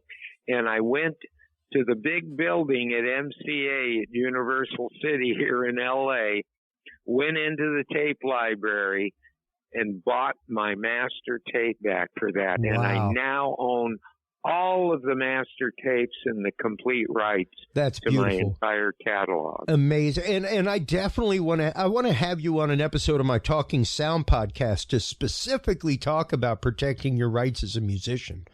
I've shown more young musicians come to me and have me read their contracts, you know. It is, and I've helped a lot of young musicians. It's such a point of pain, and I mean, you know, you bringing that up, especially, what has it been like for you to work in some of these projects, like Merrell and the Exiles, on the album HMS Bounty, things like that, with folks like John Cipollina?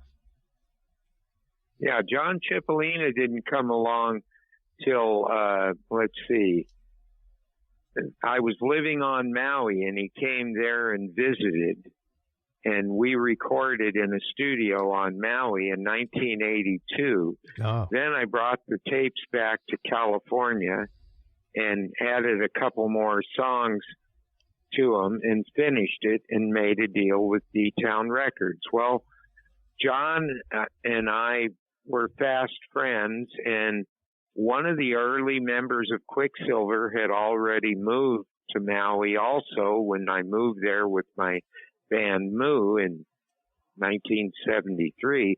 And he would come and jam with us at our gigs. Oh, wow. And John came over, and I was surprised John already knew who I was and knew a lot of my music, and said, oh, we got to get together and record. And we went in the only studio that was there and just called out some tunes we wanted to do, and I showed him a few of my originals, and we went through them. I remember it was from about 12 in the afternoon till 11 o'clock at night with a break for pizza, and just played all of this stuff without any rehearsal, and it was magical. And the guy in the studio was just blown away, and that was a real experience. And then going back to 1964 is when my dad took over a flight school out in the desert at Lancaster, California, near Palmdale. And I worked on the airport there, and there I was rehearsing, and a man that worked at the airport, Ralph Cotton, heard me playing, and he said, oh, my son Jeff is learning to play guitar. Come in town and play with him. And I had quit the Impacts and hadn't played with anybody in about a year, and I was ready to play. And Jeff and I hit it off right away, and we decided to form a band. And we found some other local musicians there and called it Merrell and the Exiles, and we were discovered playing at a high school dance in Palmdale, and the head of Glen Records, that was one of the only up-to-date studios that was up there in the desert, he just loved us, and he took us in, and I was writing vocals by then, and he did, enough for 4 45s, 4 singles. Wow. And he progressively kept putting those out every 3 months. And they became big hits up there in the desert area in Bakersfield. And then it went down into San Fernando Valley. We were playing there, and in Hollywood on the Sunset Strip. And before we knew it, we started getting play in places like Ohio and Indiana and even New York and Florida. And Wow. it was amazing. Wow. And then we kept recording. And in 1967, we had enough songs with a few other musicians that I'd met for him to put out an album. And he just randomly took songs off the shelf and put them together. And it was right when the psychedelic craze, happened. And I went, Merrell and the Exiles, that sounds too much like a 50s or 60s band. We got to come up with a far out name. So I took the first letters of each person's last name, F.A. for Fankhauser, P.A.R. for Parrish, the bass player at the time, and D.O. for Bill Dodd, the other guitar player, and then D.K.L.Y. for Dick Lee, who was the drummer. And I said, here's our new name, Fapper Dockley. And everybody cracked up. And he had RCA printed up, did a splendid job on the mastering and the pressing of it, and hired an artist to do this far out picture on the cover. And when we went down to Hollywood to have the back picture taken, we were all in, cardigan sweaters and stuff. And I said, oh no, we don't look too far out enough, you know. Yeah. So the photographer said, well, I got some old curtains back there in the back closet you guys could throw around you to look like robes. So that's what we did. And the album came out, and he sold the first 1,000 printing within a few months, because they sold out in San Fernando Valley and Bakersfield and up there in Palmdale and Lancaster right away.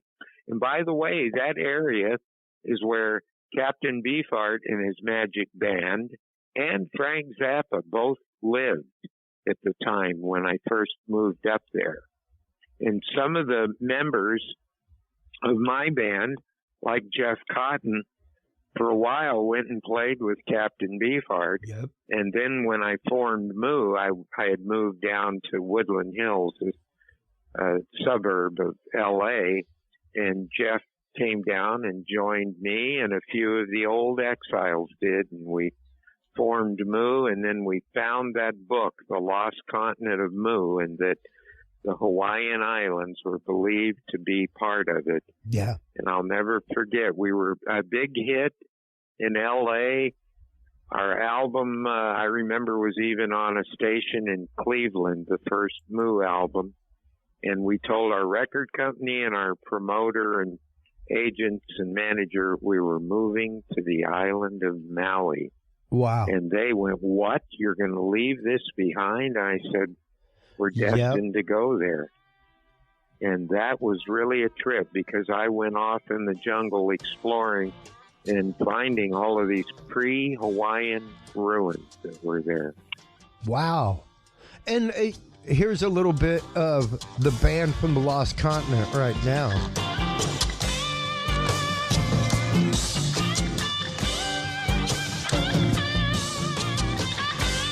You can see why jam band freaks like me love it. Now, this is where we segue, folks. This is where we start bringing in the other part of somebody's life and their passion, and that is the research that you've come across and the things that you've started researching since moving out there for this reason, right? Yeah, we were just entranced with it, and that's how we decided to call the band Moo.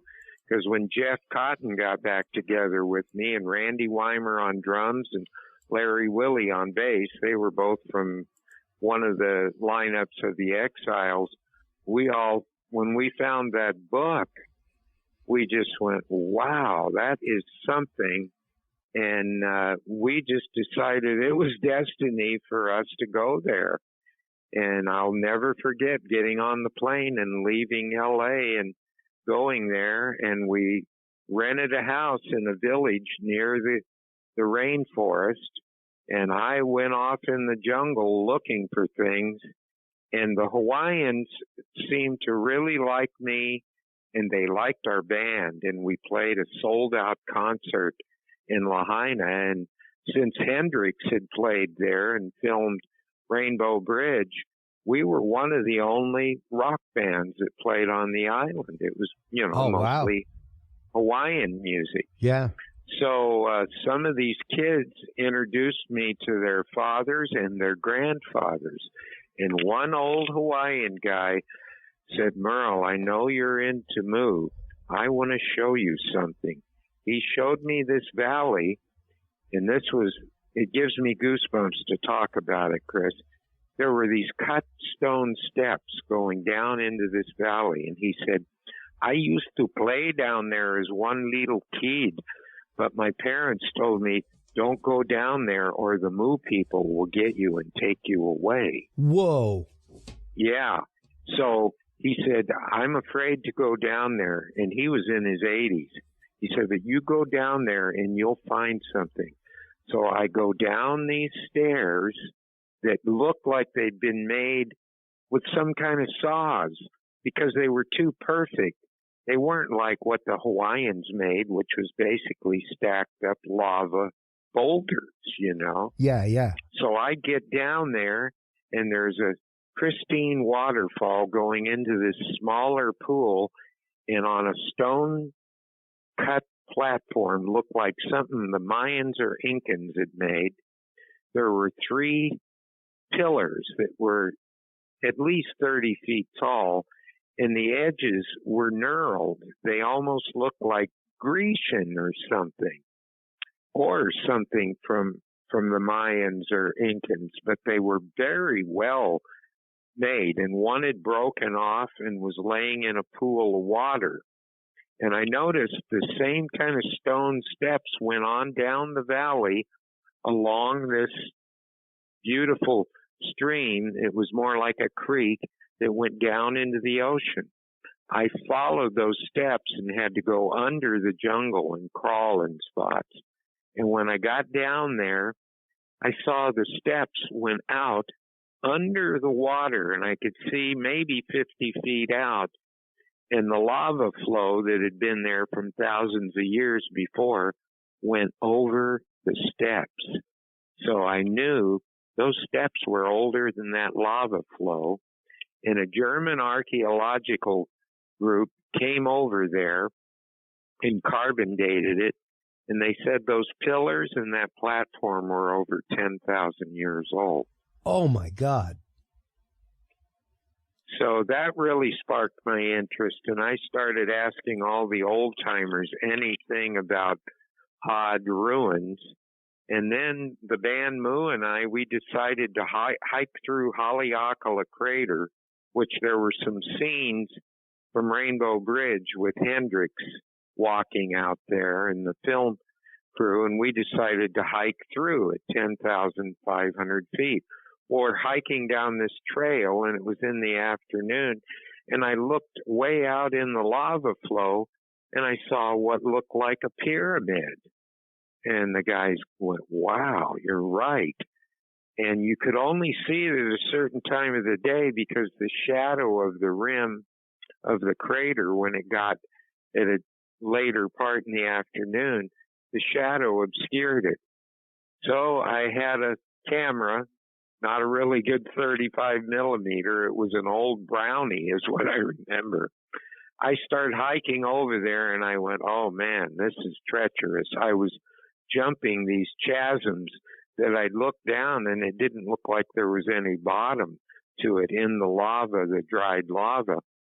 Well, it was tearing up my jeans and my boots, but I made it over to the pyramid, and sure enough, I climbed up on the side of it, and it was a smooth, sided pyramid, and I laid out my body, and it seemed like it was about 40 feet sticking out of the lava flow.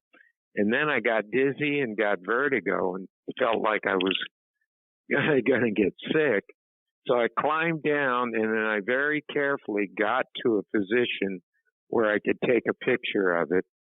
and I got a good picture of it. Thank God I made it back to the trail.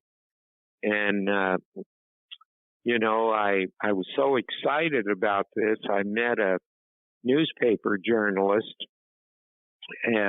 from the local Maui newspaper and showed him the picture. He did a little article on it in the paper and put my name in there.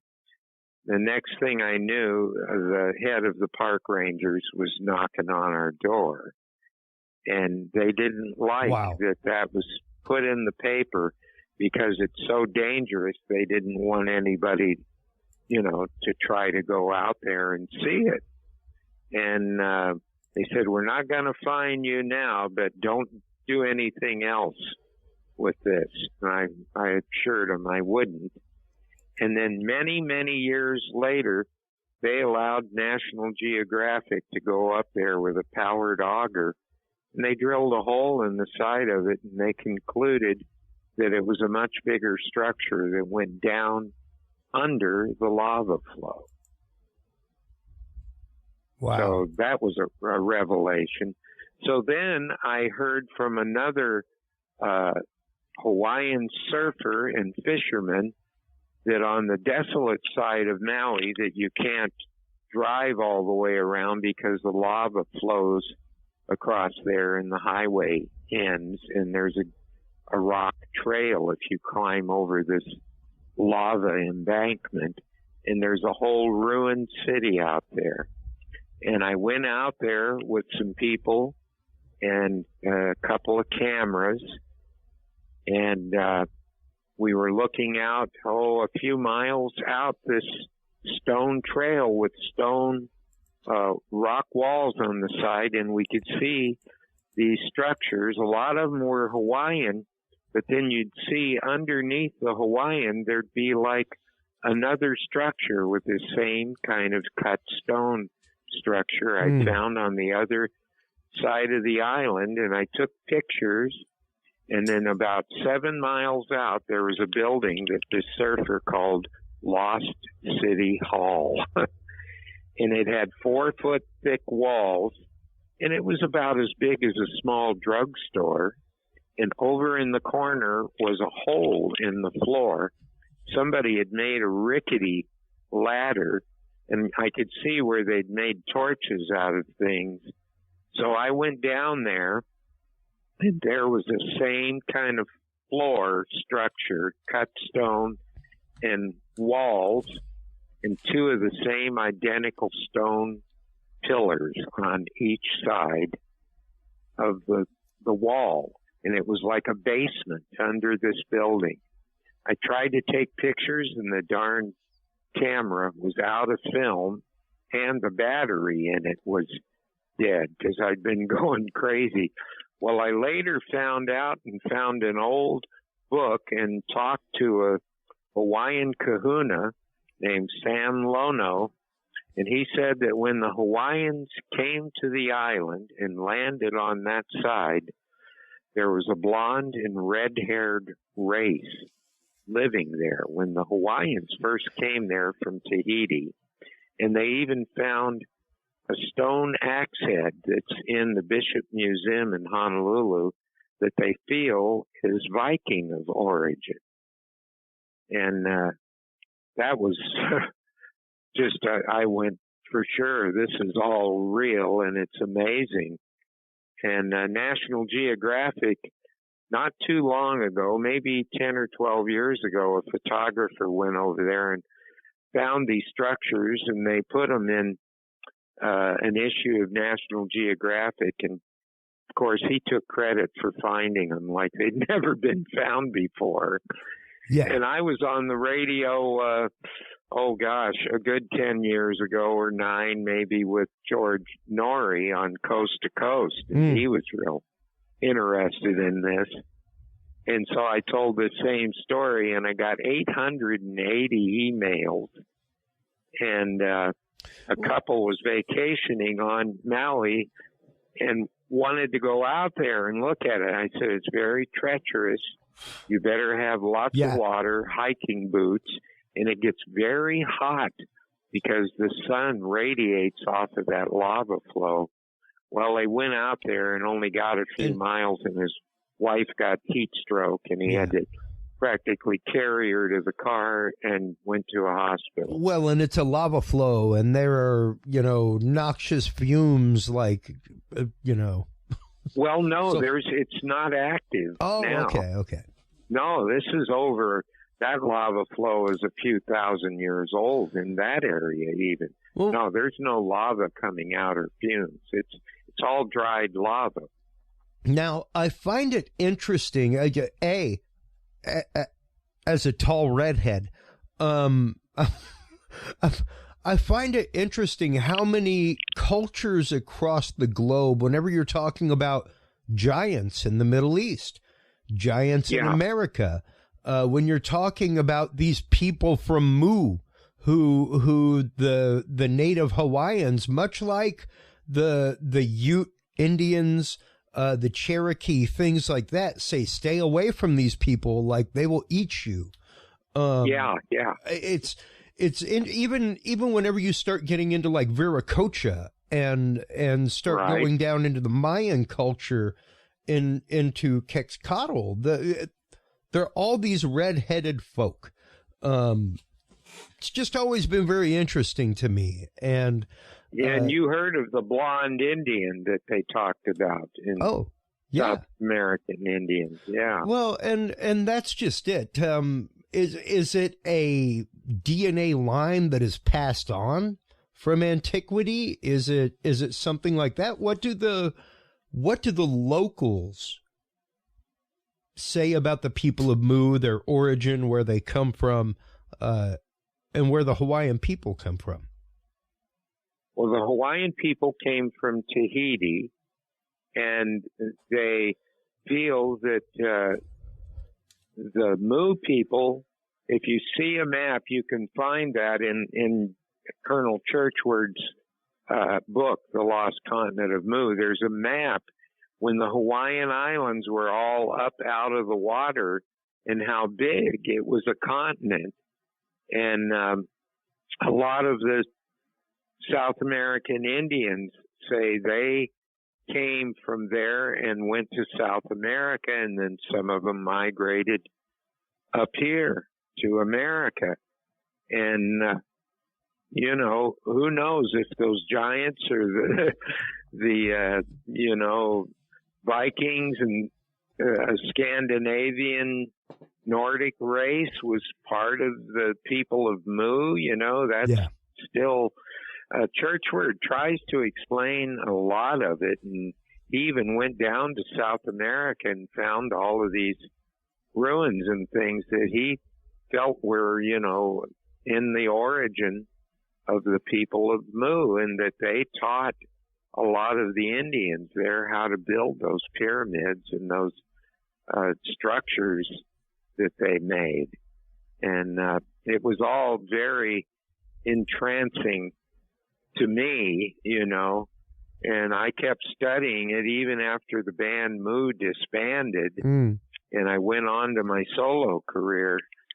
I kept studying it for years and years, and it's it's still something that I'm very interested in. Well, and speaking of A, switching gears, B, switching music from Mu to that and topics, from Mu to other studies, there are a couple other tracks that you sent me. One, Message from the Dome, which I really want to get into, because I do a lot of esoteric music. I do a lot of music that is playing with sonic sound, things like that, and a lot of experimental music. However, you have incorporated some pretty incredible frequencies and recordings at the beginning of Messages from the Dome, as well as Signals from Malibu. And I want to get into the origin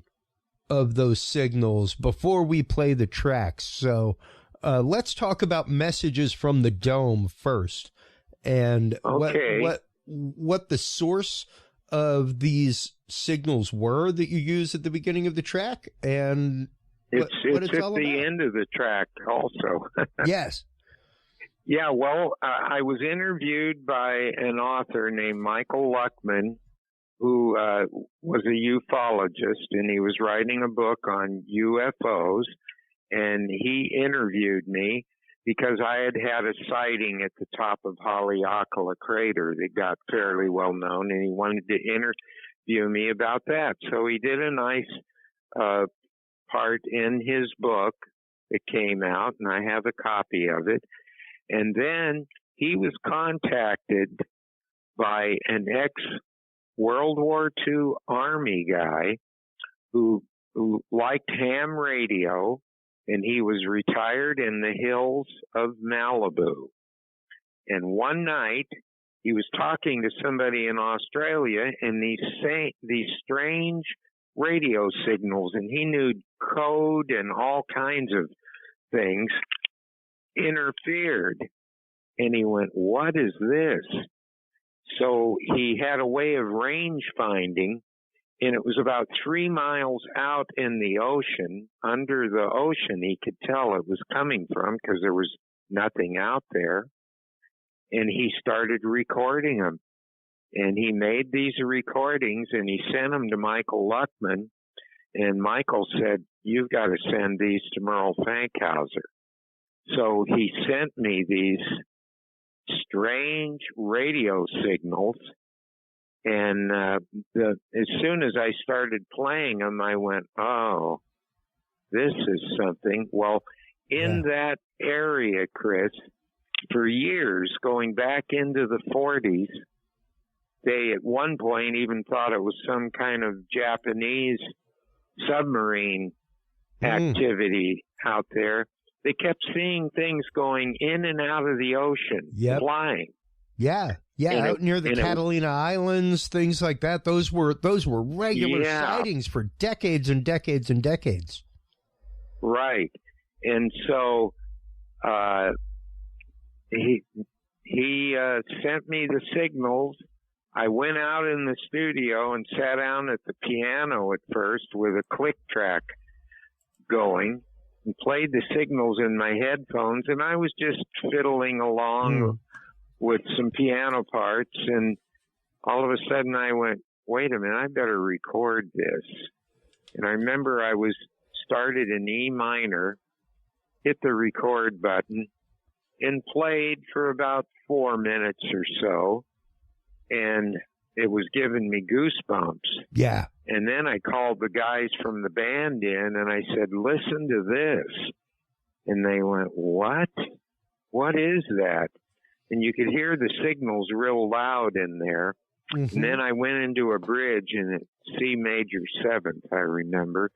And my violinist was going, "You're playing in E minor, and you know those signals are in the key of E." And I went, "Really?" So it was almost like the signals were playing me. Yeah, guiding you to what you were doing. Yeah. Wow. So we finished the song, and everybody went, "Wow, man. We were so high, you know. We just from the couldn't music. believe it." From the music. Yes, from the music. You didn't need a drug, man. This stuff. And we're going, "What is this?" And we were all sitting around, in the control room with goosebumps. Yeah. And I said, "Let's go get some bowls of ice cream." Yeah. And, I'm not sure how many people out there. Now, granted, like I said, I worked with jam bands, things like that. There is definitely that moment of synergy amongst musicians. But when you're talking about a piece like this, it's synergy on a different level, and it's getting things on a different level. And like myself personally, even with my music, there's only ever been like one person that I could quote jam with. Wes Gullins, I love you out there, buddy. But he was the only one that after we played and that visceral energy came out of me and exuded, that it wasn't like, "Oh, did you feel that? That was weird." Right. Well, what happened? Did you feel that? Do you think we could do it again? Yeah. what happened, though, was then Michael got in touch with me, and he said, you know what? He said, the old guy that's living up there, he was talking to some people that were Chumash Indian related, and they said he was telling them, he was at a coffee shop or something there in Malibu, and they said, well, you know, there's a building under the water out there. And he went, what? And they said, yeah, you know, our tribe has been here for over 1,000 years, and when the ocean level was done, they could take their canoes out to the top of this building and sit on it like a pier and fish off of it. And so it goes down. Somebody said that it's on pillars. You can find it. You just type in Malibu Anomaly and you can see it on the internet. I got the pictures for the CD cover. It's on the cover of my CD, and there's a big opening in the front. And they say that they feel like it's about 600 feet the pillars go down, and that they believed UFOs were going in and out of there. And at one point, I think James Cameron was even going to get involved, and they were going to send a robot sub with a camera into that opening.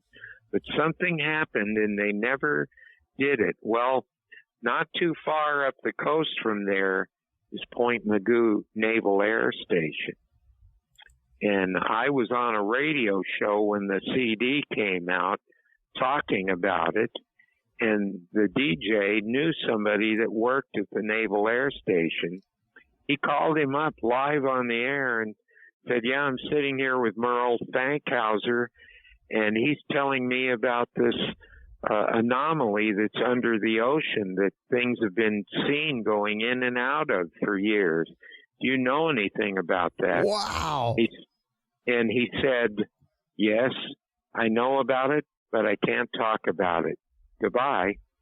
And the DJ started laughing. He says, well, that tells you a lot right there. Yeah. So here's one other thing, Chris, that's really something.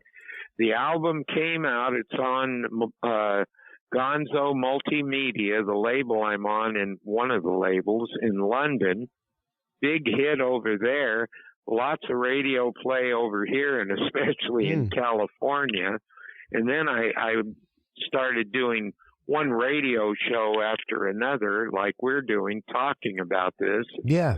Them playing the whole song and the Signals from Malibu song. So here's what started happening. I was doing an interview with a station in London, and at the end, if you listen, there's a thing that sounds like a high-pitched lady's voice yodeling because it's oscillating.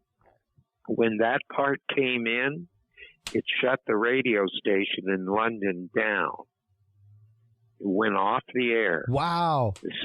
Same thing happened on Ken Hudnall's station in, I think it's Austin, Texas.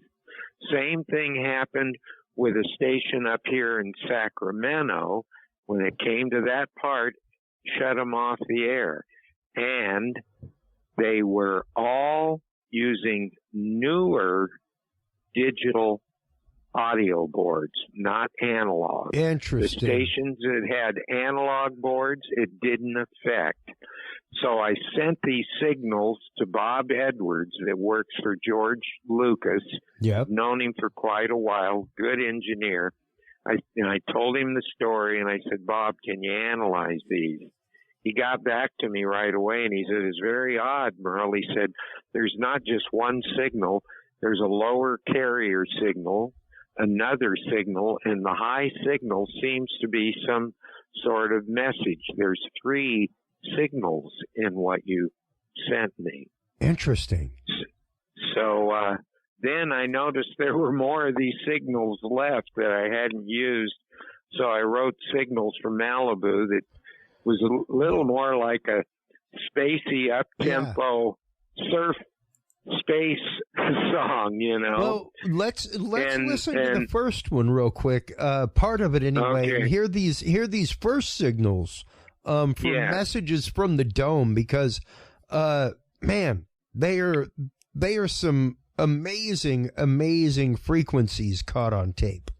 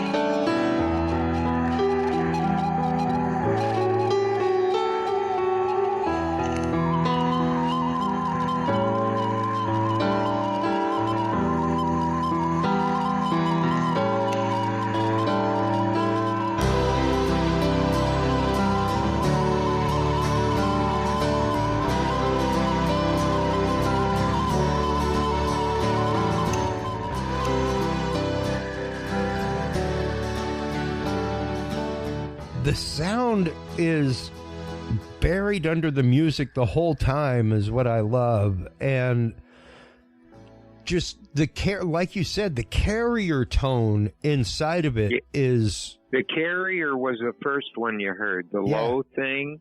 And then that higher one that was kind of oscillating is even louder on the very end of the song. And that's the one that Bob Edwards said the message was in. Interesting. Yeah, and here that is right now.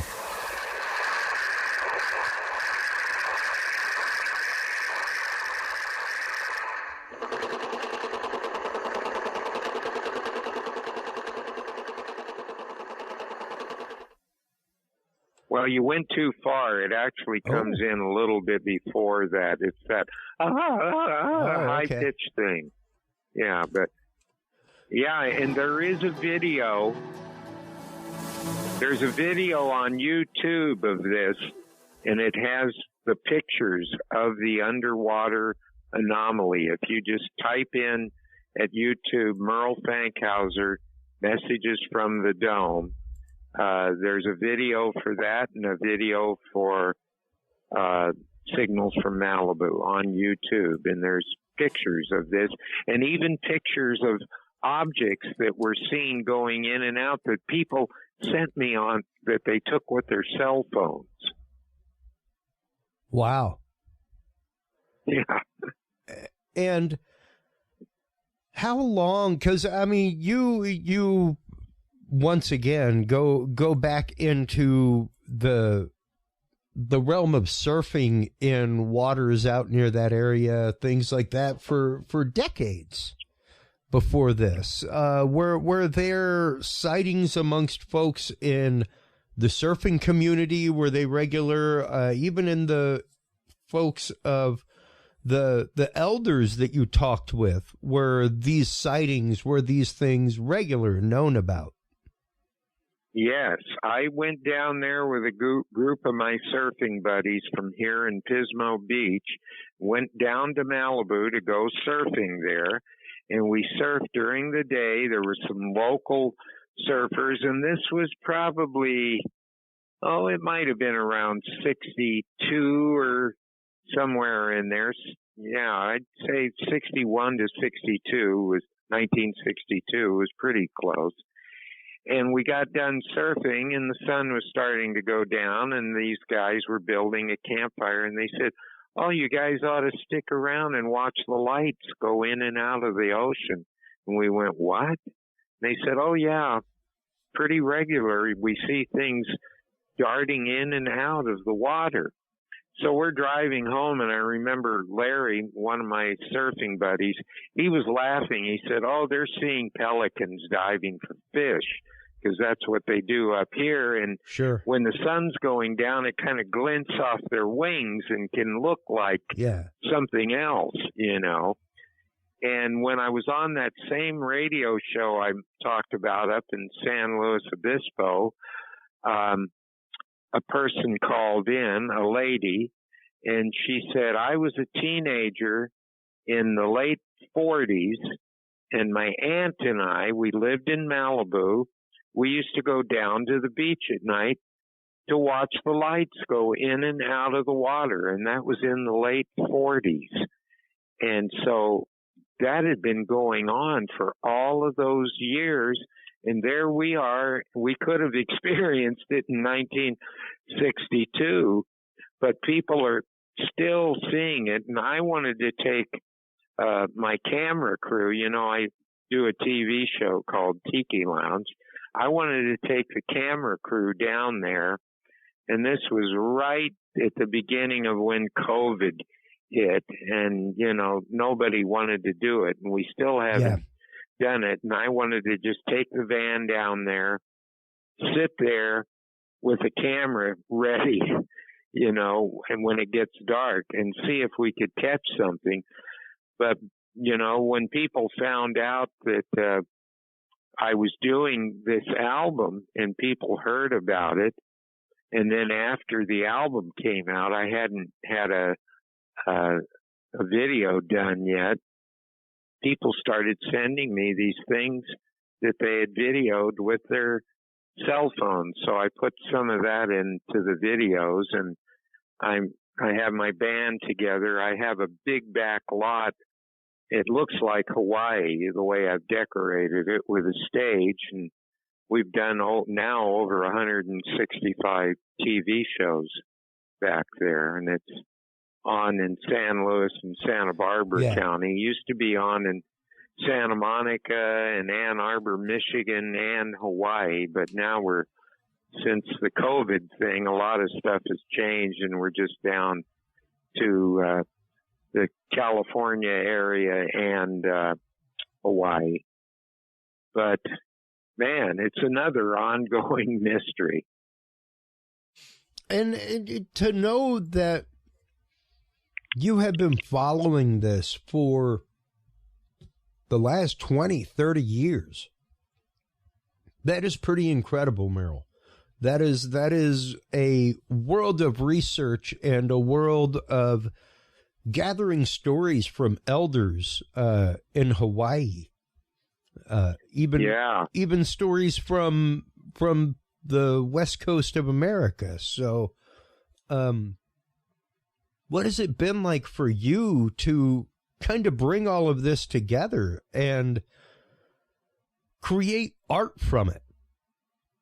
Well, it's something I was interested in from a very early age, my father being a flight instructor. And even before we moved to California, he would take me up in the local area at the airport in Louisville, Kentucky.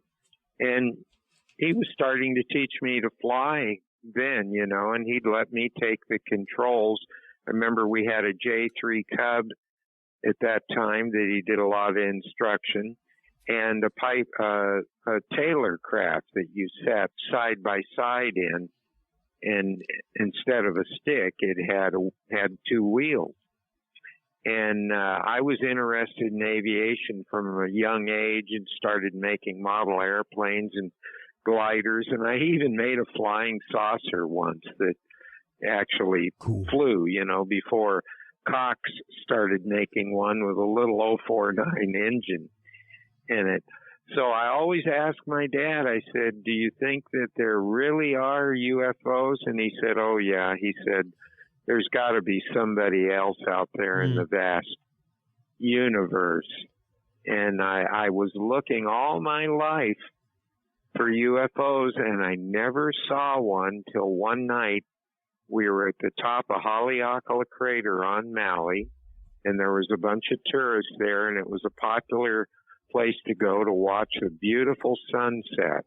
We were all up there, the band Moo and myself and a bunch of tourists, And as soon as the sun went down, all of a sudden this blue pulsating light came over the floor of the crater. And we went, what is that? And there was no sound, and it was dead quiet. And then two other lights came out of it and went up on each side, and they formed a tetrahedron, an inverted pyramid. And everybody's going, ooh. And there was an older gentleman that had been in the Navy standing next to me, and he said, all my years in the Navy, I never saw anything like this. And I'd say it was there for a good 4 minutes. It shined a light on the floor of the crater that lit up for, a few seconds, and then the other two smaller ones converged back with the big one, and it shot straight up and disappeared. Wow. And that was 1974, and that was my first UFO sighting after looking for one all of my life. And how did that change you? Was it the fact that from that point on you were looking for more, or was it from that point on things seemed to find you, Merrell?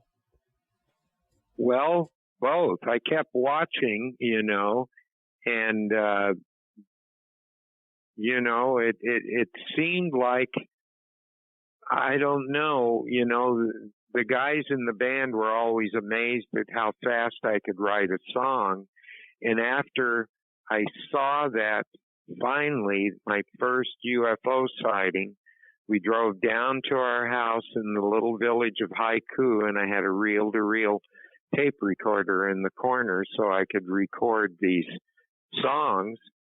And it turned on the recording, and out came my song, Calling from a Star, just like it was in my mind, and I just had to figure out how to play it, and I just sang it into the microphone, and we did a slow version on the second Moo album of it, and then I went back to L.A. to a proper studio and got some studio musicians together, and we recorded the version that came out on a 45 single in 1978 that was a radio hit. And I had some great musicians. Peter Noon from Herman's Hermits was doubling my voice on the chorus in there, and Gary Malabar from Steve Miller's band was on drums, and I wrote a song at the same time called The Mothership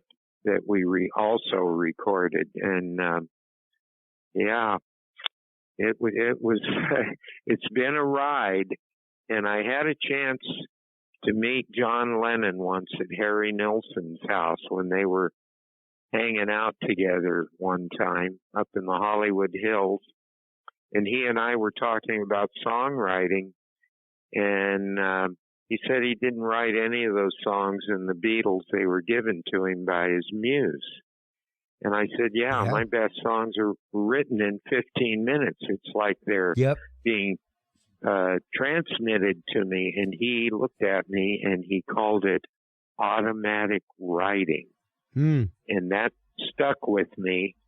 And he said, you never know where or when a song is going to come to you. And if somebody starts talking to you or you hear another piece of music, it's gone. And that's why you need your solitude to let it come through, write it down, record it. And after that, I carried a cassette machine around with me, portable all the time. And now over 450 songs written that I can remember that are recorded. I still, every time I get that feeling, and now I have my own 24-track studio, and I go in and just turn it on, and there we go.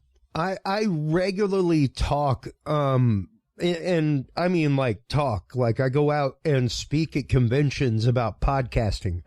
I go out and part of what I tell people is that in ancient cultures, there was this concept called the muse and the hearth, you know, and there was a hearth in your home and there was a goddess of the hearth. And if your hearth was nice and plentiful and appeasing, the muse would come and poetry and music and all kinds of things would happen. Even now, like, I know we aren't on video right now, but whenever you see the video, you'll see the studio over my right-hand shoulder. It's one button and go. I hit power, all of my synthesizers and effects come on, and all I have to do is hit record. That's great. And start making music. Because by the time you've set up equipment and gone into a digital audio workstation and made a track and gotten a project ready, you've spent 30 minutes. What happened to your muse? See, I don't have to do that either. I just turn on the switch. Yeah. And I'm ready to go. I have a combination of digital and analog. Exactly. And I have an analog board because I like the sound of the analog board, and I have a lot of tube preamps and tube gear. Yeah. No. And I've done 16 albums in the studio I have now, and everybody goes, "What did you record this on? Yeah. This is fantastic," you know? Yep. Yeah, and really it is that necessity of synthesis between the analog and digital world. Because for years I worked with tape, and I still love tape. Me too. I worked with a master editor, learned how to cut and splice tape and do edits. And it was a medium of its own, and it was one of those that whatever you were given to it, you better be given to it, buddy. You better be trying to get it in maybe 2 to 3 takes, but you better be trying to get it the first time around. Because tape's expensive, and it don't sound right when you've recorded the same track 4 or 5 times and then punched it in and spliced it, you know? So there's I loved working, you know, we first started working in 8-track back in the day, and even 4-track. Well, Sgt. Pepper's was recorded on 2 4-track half-inch machines. Well, and then what has it been like for you as a musician to go from that commit to the mix mentality, you know, of, hey, whatever reverb we're putting on it is what we're putting on it because we can't put it on in post? You know, what has the creative world been like for you with the birth of the inbox and the digital and everything else and the possibilities that provides? Yeah, well, you know, we started out in 4-track, or actually some of the old Exiles were recorded live to 2-track. So you had the reverb was married to it, but then later on when we got in to the half-inch 4-track, they could put it on afterwards in 8-track. And I love 16-track, the analog, because the head spacing was wider and you could hit it at a higher dB rate, you know. Yeah, saturated. And I'm still recording, you know, at +4. And it's just wonderful, you know. All these labels, when I send them a demo or play it for them, even Warner Brothers loves my music and my you know, my sound that I'm getting. And you know, I've recorded a lot of well-known people here in the studio that I have in my house, and I'm in a sequestered area, and I have a big lot, you know, and nobody but the people that come here know what is really here, you know, with the building that's attached to my house and then the stage. If you go look at some of the Tiki Lounge TV shows also, you can type in Merrell Fankhauser's Tiki Lounge. And you can see the backyard stage. I've had Canned Heat, Starship, Willie Nelson's been on the show. There's a video of me and Willie Nelson on YouTube doing Wipeout. If you type in Merrell Fankhauser, Willie Nelson Wipeout, and you know, I've been blessed to have a lot of all my old 60s friends, Dean Torrance from Jan and Dean.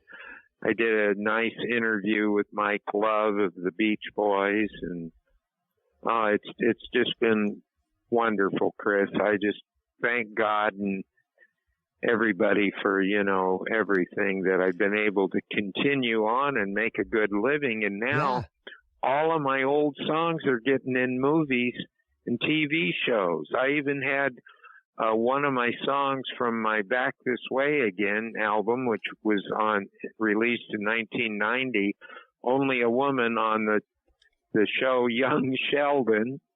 Oh, wow. I had Lila from the Fapper Dockley album, the collectible album. Yep. It first came out in 2018 in Chappaquiddick, the movie about Ted Kennedy. Yep. Then in 2019, I think they made the movie that came out in 2020, Trial of the Chicago 7. They used it in that one too. And then here just a couple of years ago, it was in a TV show called In the Dark. And now in the last 4 years, counting TV shows and movies, I've been in about 20 of them. Amazing. And it's really helping me financially because the band and I haven't played a gig now since COVID hit, and it's been 2 years now. And two of the members of my band actually got COVID, and they're still struggling with the after effects of it. I'm very sorry to hear that. Yeah, and I'm lucky, knock on wood, that hasn't happened. But I had some unfinished tracks, and we've tried to finish them. I sent a couple of them to Warner Brothers, and they liked them, but they're kind of still in lockdown because so many people from the label got COVID, and then in Burbank there, and then on the motion picture side is where Tom Hanks and his wife got it. Yeah. So, and now we got this new variant that's going Variants everywhere. Galore. Yeah. The new one, the BA2, they call it. A drummer friend of mine in Maui called me the other day, and he said, Merrell, there was 600 new cases of it on Maui already. Wow, that's incredible. Yeah, it's scary, Chris. I don't know. Between that and then I look at the poor people in the Ukraine, it's just sad. It's like we're living in a sci-fi movie now. And like I said in our pre-show conversation, Merle, I love the fact that folks like you, folks like Pink Floyd, have come together to put tracks out, to raise awareness for this, to bring a change of just mentality toward what is going on. There's almost this normalized mentality to what is happening over there right now, and that I think is the most frightening part. Is the numbness. Yeah. So 2 stations in Poland are playing Peace in the World. Another station in Hungary is playing it, and I think I sent you that Hungarian article that was yes, you did. Translated into English. It's in a magazine in Hungary there.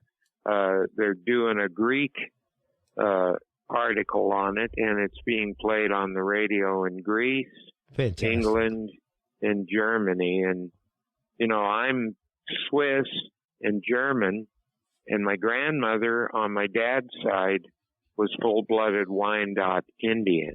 So I have some Native American in me. And I kind of felt when I moved to Maui that communicating with the Hawaiians, especially the older ones, something about that Native American thing helped me understand them, and they all seemed to like me so much, where that's sort of what you said before.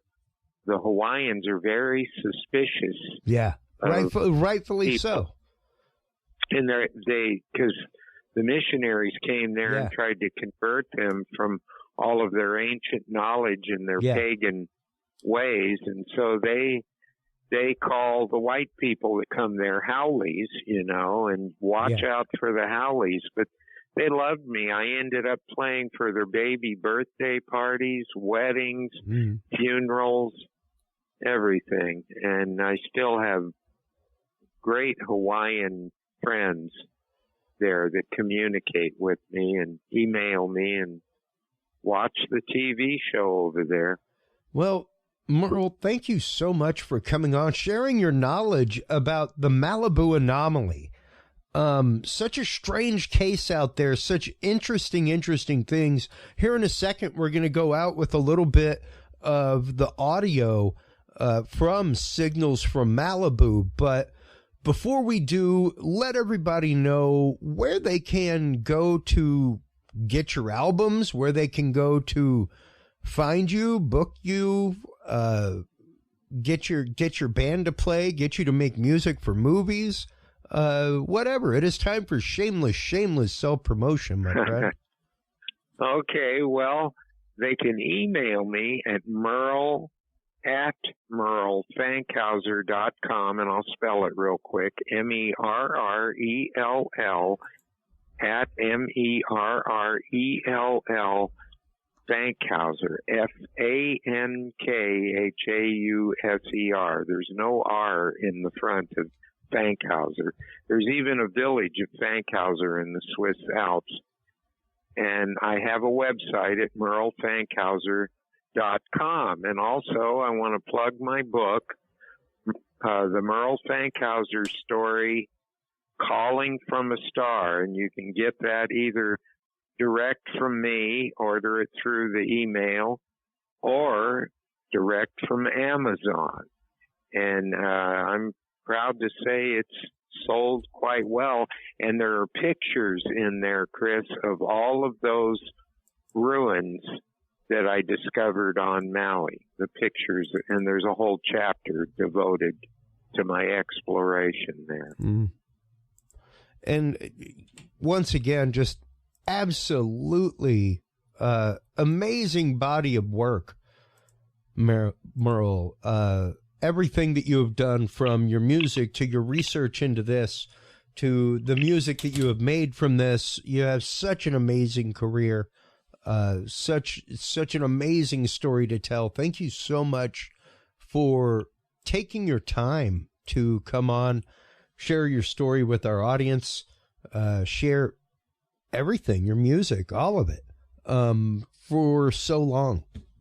Thank you for everything. Chris, thank you. Thank you so much, too, for having me on. And let's stay in touch, and I'll give you updates on things that are happening. This has been great, and thank you for giving me so much time to tell all of those events that have happened, because when I look at it now, I go, how did I do this starting at 17 years old? Yeah, no. And never looked back, it's just amazing, and I just feel blessed to be able to have supported myself and done good in music all these years. You are one of the amazing few, Merrell, who has had the opportunity to have a whirlwind of a career outside of one act. There's a lot of people that have had the longevity that you have, but it was typically inside of one act. Whenever you're talking about people like the Grateful Dead, Pink Floyd, Led Zeppelin, Eric Clapton, the Beatles, stuff like that, like all those people basically kept up what they were doing, but they didn't necessarily change what they were doing the way that you did so many times. Keeping yourself I went through relevant, so many genres. Yeah. I went through so many genres of music, and that's what all of these sync agents that I have in Hollywood and New York tell me, Merrell, you have so many styles. This is just like a banquet, feeding these Hollywood producers that are making these movies and TV shows. I've got stuff from all different periods when they're making a period TV show or movie. Yeah. So I'm thankful.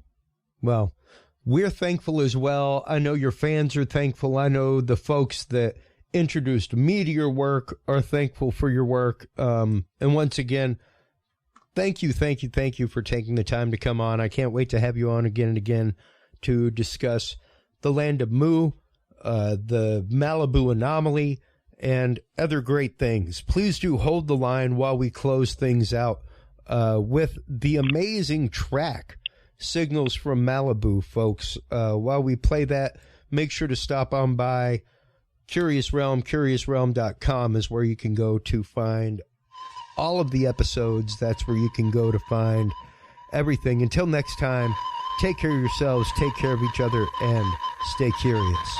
Bye-bye.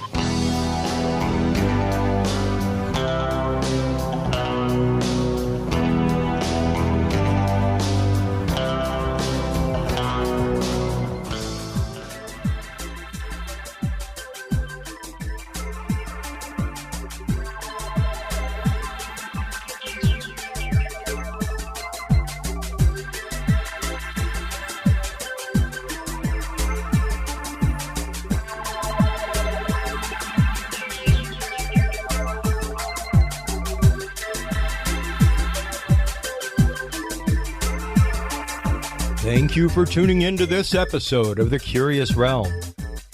Stay tuned for more guests, forbidden topics, and hidden truths.